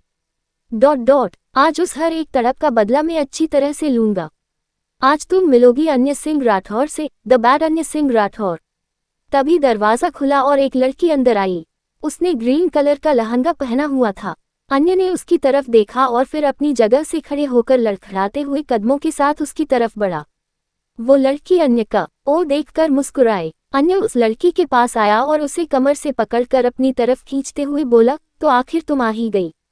मुझे तो आना ही था, उस लड़की ने अन्य के चेहरे को अपने हाथों में थामकर अपनी उंगलियां उसकी गर्दन पर चलाते हुए कहा। ... अन्य नशे में लड़खड़ाता हुआ उस पर झुका और बोला, तो तुम भी वही चाहती हो जो मैं चाहता हूँ, सो लेट्स डू इट। कहकर उसने उसके होंठों पर अपने होंठ रख दिए। _ वही रूम नंबर 302। दरवाजा नॉक हुआ और अग्नि ने जाकर दरवाजा खोला। जैसे ही उसने दरवाजा खोला एक लड़की आकर उसके ऊपर गिरी। उसने जल्दी से उसे अपनी बाहों में संभाला। इश्क नाजुक सी उसकी पत्थर जैसी बाहों में झूल रही थी। अग्नि उसे लेकर अंदर आया और उसे बेड पर पटका, क्योंकि वो उसे संभालने तो वाला नहीं था। जैसे ही उसने उसे बेड पर पटका उसकी नज़र उसके चेहरे पर गई। इश्क को देखते ही उसे कल कैब ड्राइवर के साथ हुई सारी बात और इश्क का वो सब बातें बोलना याद आ गया। वो गुस्से से इश्क को देख रहा था। इश्क पूरी तरह से नशे में थी और अंगड़ाई ले रही थी। वो कभी अपने हाथ अपनी गर्दन पर लेकर जाती तो कभी कमर पर, जिससे अग्नि चाह कर भी उसे अपनी नजरें नहीं हटा पा रहा था। शराब के नशे के साथ साथ उसकी आंखों में मदहोशी भी भरती जा रही थी। इश्क लगातार अपनी बॉडी पर अपने हाथ चला रही थी, शायद उसे कुछ बेचैनी सी महसूस हो रही थी। उसने अपनी अधखुली आंखों से अग्नि की तरफ देखा और उसकी तरफ अपना हाथ बढ़ाया। उसकी गहरी गहरी सांसें पूरे कमरे में गूंज रही थी। अग्नि उसे यूं देखकर हल्का सा तिरछा मुस्कुराया और बोला, दिन में सती सावित्री बनने का ड्रामा और रात में bloody bitch. I like it. बोलते हुए उसने अपनी शर्ट के बटन खोलने शुरू कर दिए। तभी वहां म्यूजिक सुनाई देने लगा। कतरा कतरा मैं गिरूं, जिस्म पे तेरे ठहरूं, कतरा कतरा मैं गिरूं, तुझ में ही कहीं रह लूं। अग्नि बेड पर आया और इश्क के चेहरे पर झुका। नशे की वजह से उसकी खूबसूरती और भी ज्यादा कहर ढा रही थी। अग्नि उसकी गर्दन पर झुका और अपनी गर्म सांस छोड़ते हुए बोला, क्या तुम ही हो वो जिसका मैं इंतजार कर रहा था। उसके होठों को अपनी गर्दन पर महसूस कर इश्क की बेचैनी और भी ज्यादा बढ़ गई। उसने अपना पैर हल्का सा ऊपर की तरफ सरकाया और अग्नि के पैर से उलझाकर उसके सिर पर अपना हाथ रखा और उसके बालों को सहलाते हुए छोटे हुए बोली, मैं और आप, दरिया तू खाली कर दे, मुझमें सारा तू भर दे, तुझको आ मैं पी जाऊं प्यास बुझा दो। उसका जवाब और वो मदहोशी भरी आवाज सुनकर अग्नि ने उसकी गर्दन पर अपने होंठ रख दिए और उसे चूमने लगा। इश्क ने अपने हाथ और भी ज्यादा बेसब्री से अग्नि पर चलने शुरू कर दिए। उसकी इस मूवमेंट से अग्नि और भी ज्यादा मदहोश होने लगा। वो वापस इश्क के चेहरे को देखने लगा और खुद को उसके पतले गुलाबी होठों को चूमने से नहीं रोक पाया। उसने उसके होठों पर अपने होंठ रखे और उसे चूमने लगा। इश्क भी उसे रिस्पांस देने लगी। उसकी गहरी गहरी सांसें अब उसके अंदर ही दब रही थी और उसके हाथ अग्नि की पीठ पर चल रहे थे। कुछ देर बाद अग्नि ने उसके होठों को छोड़ा और उसके चेहरे की तरफ बड़े ही ध्यान से देखने लगा। आज तक वो बहुत लड़कियों के करीब हुआ था, लेकिन अब उसे बहुत अलग सा एहसास हो रहा था। उसकी खुद की सांसें बेहद गहरी हो रही थी। I am feeling restless for the first time, वो उसके चेहरे को देखते हुए बोला। उसकी नज़र इश्क की गर्दन पर गई और उसकी वो तेजी से चलती हुई सांसें जो सीने में हलचल मचा रही थी, उन्हें देखकर वो और भी ज्यादा रेस्टलेस होने लगा। ठहरूं मैं तन पे तेरे, ठहरूं अंगों पे तेरे, गहरी जो ख्वाहिश तेरी उनमें डूबा दो। उसने इश्क के ब्लाउज को सरकाते हुए उसके कंधे पर अपने होंठ रखे और इश्क पूरी तरह से सिहर गई। उसे खुद में कट सा दौड़ता महसूस हुआ। उसने अग्नि के चेहरे को अपने हाथों में थामा और खुद उसे किस करने लगी। और अब चाह कर भी अग्नि खुद को रोक नहीं सकता था। कुछ ही देर में इश्क के कपड़े नीचे जमीन पर बिखरे हुए थे और अग्नि पूरी तरह से उस पर झुका हुआ था। उन दोनों की गर्म सांसें और इश्क की सिसकियां उस कमरे में गूंज रही थी। इश्क को दर्द हो रहा था, लेकिन शायद नशे की वजह से वो दर्द महसूस नहीं हो रहा था, और वहीं अग्नि भी पूरी तरह से बेकाबू हो चुका था। पूरी रात वो इश्क और अपनी बेचैनियों को चैन देता रहा। पूरी रात इश्क अग्नि की आग में दहक रही थी। गर्म सांसें और मदहोशियां से भरी आवाज उस कमरे में पूरी रात गूंजती रही, और सुबह होने पर इश्क अग्नि की बाहों में सिमटी हुई बिस्तर पर सोई हुई थी। Chapter 20 That was a need only. The Celebration Resort, room number 203। कोई बाहर से दरवाजा नॉक कर रहा था, लेकिन अंदर से कोई दरवाजा खोल ही नहीं रहा था। इसीलिए जीवन को रूम सर्विस से एक वर्कर बुलाकर एक्स्ट्रा चाबी से दरवाजा खुलवाना पड़ा, क्योंकि वो लोग न सिर्फ सुबह से बल्कि कल रात से ही अन्य को ढूंढ रहे थे, लेकिन अन्य नहीं मिल रहा था और शादी का मुहूर्त होने ही वाला था। ऐसे में अन्य और इश्क दोनों के पास ही पहुंचना बहुत जरूरी था, और कल रात से ही वो दोनों गायब थे, तो अब सब लोग उन्हें ढूंढ रहे थे।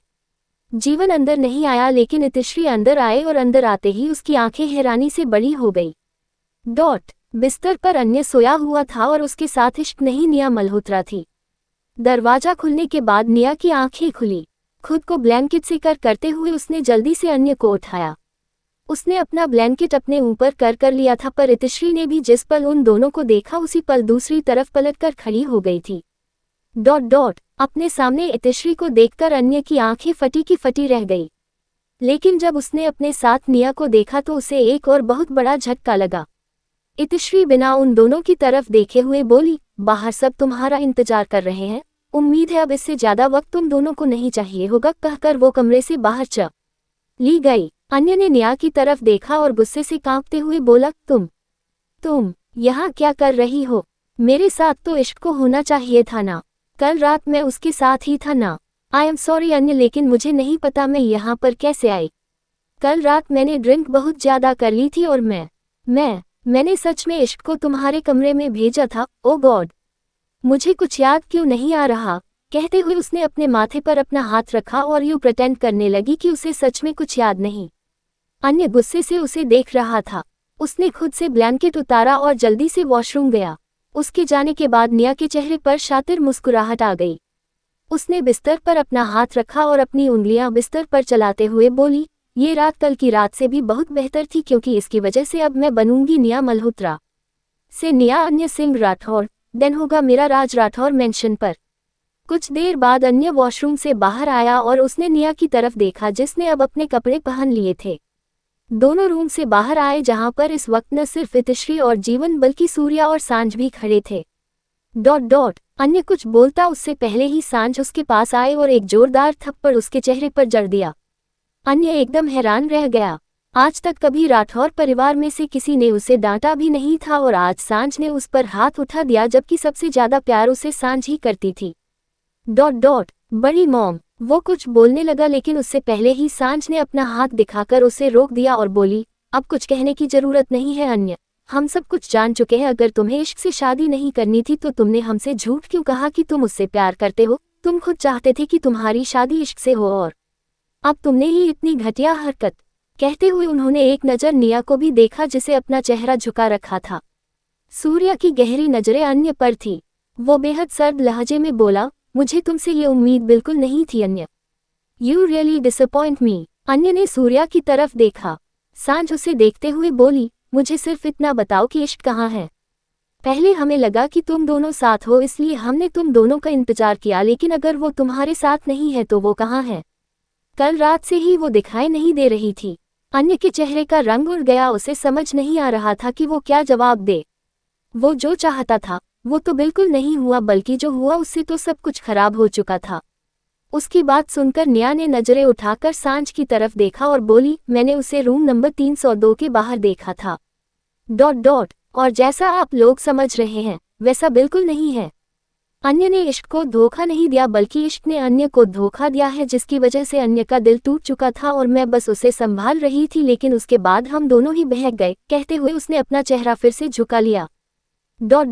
उसकी बात सुनकर सूर्या के चेहरे के एक्सप्रेशन थोड़े बदले, जैसे वो जानता हो कि 302 रूम में कौन है। सांझ को नेहा की बात पर बिल्कुल यकीन नहीं हुआ, इसीलिए उसने एक बार फिर से गुस्से भरी नजरों से उन दोनों को देखा और फिर वहां से टॉप फ्लोर की तरफ चली गई क्योंकि 302 रूम नंबर टॉप फ्लोर पर था। उसके पीछे ही बाकी सब लोग भी लिफ्ट की तरफ बढ़े। Room number 302। अग्नि की आंख खुली और उसने अपनी बगल में देखा जहां इश्क उसकी बाहों में ही सिमटी हुई थी। उसके एक्सप्रेशनलेस चेहरे पर एक हल्की सी मुस्कुराहट आई और उसने उसके चेहरे से बालों को हटाते हुए उसे अच्छे से देखा। उसे देखते हुए उसे उस दिन का एक्सीडेंट याद आया तो उसने उसके चेहरे पर से अपने हाथ हटा लिए। कल रात जो हुआ that was a need only, need खत्म तो सब खत्म, कहते हुए वो अपनी जगह से उठा। इस वक्त उसने एक लोअर पहना हुआ था। वो वॉशरूम की तरफ जाने लगा लेकिन तभी दरवाजा नॉक हुआ। शायद कोई रूम सर्विस वाला होगा, ये सोचकर उसने दरवाजा खोला और सामने सांझ को देखकर उसकी आंखें बड़ी हो गई। सांझ अंदर आने को हुई लेकिन उसने जल्दी से उसे रोका और बोला, no mom, you should not come in. उसकी बात सुनकर सांझ का एक्सप्रेशनलेस चेहरा गुस्से से भरने लगा। अग्नि का वहां पर होना उसके लिए एक बहुत बड़ा शौक था और अब उसे उम्मीद थी बस इश्क के वहां पर न होने की। वहीं दूसरी तरफ आवाज सुनकर इश्क ने अपनी आंखें खोली और आंखें खोलते ही उसकी सांसें गहरी हो गई। उसने जल्दी से ब्लैंकेट को अपने ऊपर खींचा और फिर जमीन पर बिखरे हुए अपने कपड़ों की तरफ देखा। वो बुरी तरह से कांपने लगी थी। उसका पूरा जिस्म पसीने से भर चुका था। शरीर में बेइंतहा दर्द हो रहा था लेकिन उसे दर्द के ऊपर जो दर्द था वो उसके सीने में हो रहा था, ये सोचकर कि कल रात उसके साथ क्या हुआ। उसने दरवाजे की तरफ देखा जहां पर एक शख्स को वो देख सकती थी जिसकी पीठ उसकी तरफ थी और उसने सिर्फ लोअर पहना हुआ था। उस शख्स को देखते हुए उसने अपने होठों पर अपना हाथ रख लिया और रोने लगी। तभी उसे बाहर से कुछ आवाज सुनाई दी तो उसका कांपना और भी ज्यादा बढ़ गया। उसने जल्दी से ब्लैंकेट को खुद पर अच्छे से कर किया और अपने कपड़े लेकर वॉशरूम में भाग गई। सांझ अग्नि की तरफ देखते हुए बोली, मुझे सिर्फ इतना बताओ, इश्क तुम्हारे साथ है? अग्नि एक्सप्रेशन लेस होकर बोला, कौन इश्क? प्रश्नवाचक चिन्ह। मैं किसी इश्क को नहीं जानता और मेरे साथ जो भी है I don't want to introduce her to you all. वो मैटर नहीं करती, it's was just a one night stand. उसकी बात सुनकर सांझ का दिल एकदम से बैठ गया। उसने और सूर्या ने कभी एक दूसरे के अलावा किसी की तरफ नजर भी उठाकर नहीं देखा। उनके लिए उनका प्यार दुनिया की हर एक चीज से ऊपर था और आज उनका बेटा प्यार जैसे शब्द का मजाक उड़ा रहा था। इस चीज को बर्दाश्त करना उसके लिए मुश्किल ही नहीं नामुमकिन था। उसने दरवाजा हल्का सा खोला और अग्नि की तरफ देखते हुए बोली, वो जो भी है मुझे उससे मिलना है। सूर्य ने एक पल के लिए अपनी आंखें बंद कर ली। जो चीज वो नहीं चाहता था बिल्कुल वही हो रही थी। अग्नि के बारे में वो हर एक चीज जानता था, इसीलिए वो चाहता था कि अग्नि इंडिया आए ही नहीं, लेकिन सांझ के लिए उसे अग्नि को इंडिया बुलाना पड़ा। पर अब चीजें उसके हाथ से बाहर जा रही थी। उसने सांझ के कंधे पर अपना हाथ रखा और बोला, हमें यहाँ से चलना चाहिए शुगर कैंडी। सूर्या की बात सुनकर सांझ ने नाराजगी से उसे देखा। अन्य ने कुछ बोलना चाहा लेकिन नेहा ने जल्दी से उसका हाथ पकड़ा और उसे चुप रहने का इशारा किया। अन्य को नेहा पर गुस्सा तो बहुत ज्यादा आ रहा था लेकिन फिलहाल वो उसकी क्राइम पार्टनर थी तो वो चुपचाप वहां पर खड़ा रहा। सांझ कुछ कहती उससे पहले ही दरवाजा पूरी तरह से खुला और बेहिसाब रोते हुए इश्क उनके सामने थी। दरवाजा खुलने पर अग्नि ने भी पलटकर इश्क की तरफ देखा जिसका चेहरा पूरा लाल था और आंखें भी बेहद सूजी हुई थी। शायद रोने की वजह से ऐसा हुआ था। अभी वो उसे देख ही रहा था कि इश्क झट से सांझ के गले लग गई और सांझ ने भी उसकी पीठ पर अपने हाथ कस दिए। इश्क को इस हालत में देखकर सांझ का दिल बैठ चुका था। माम, वो रोते हुए बोलने की कोशिश कर रही थी लेकिन सिवाय सिसकियां के और कुछ सुनाई नहीं दे रहा था। सांझ ने उसकी पीठ पर अपना हाथ रखा हुआ था और उसकी नजरें अग्नि पर थी। उसके पैरों तले जमीन खिसक चुकी थी। सूर्या के होश भी उड़े हुए थे।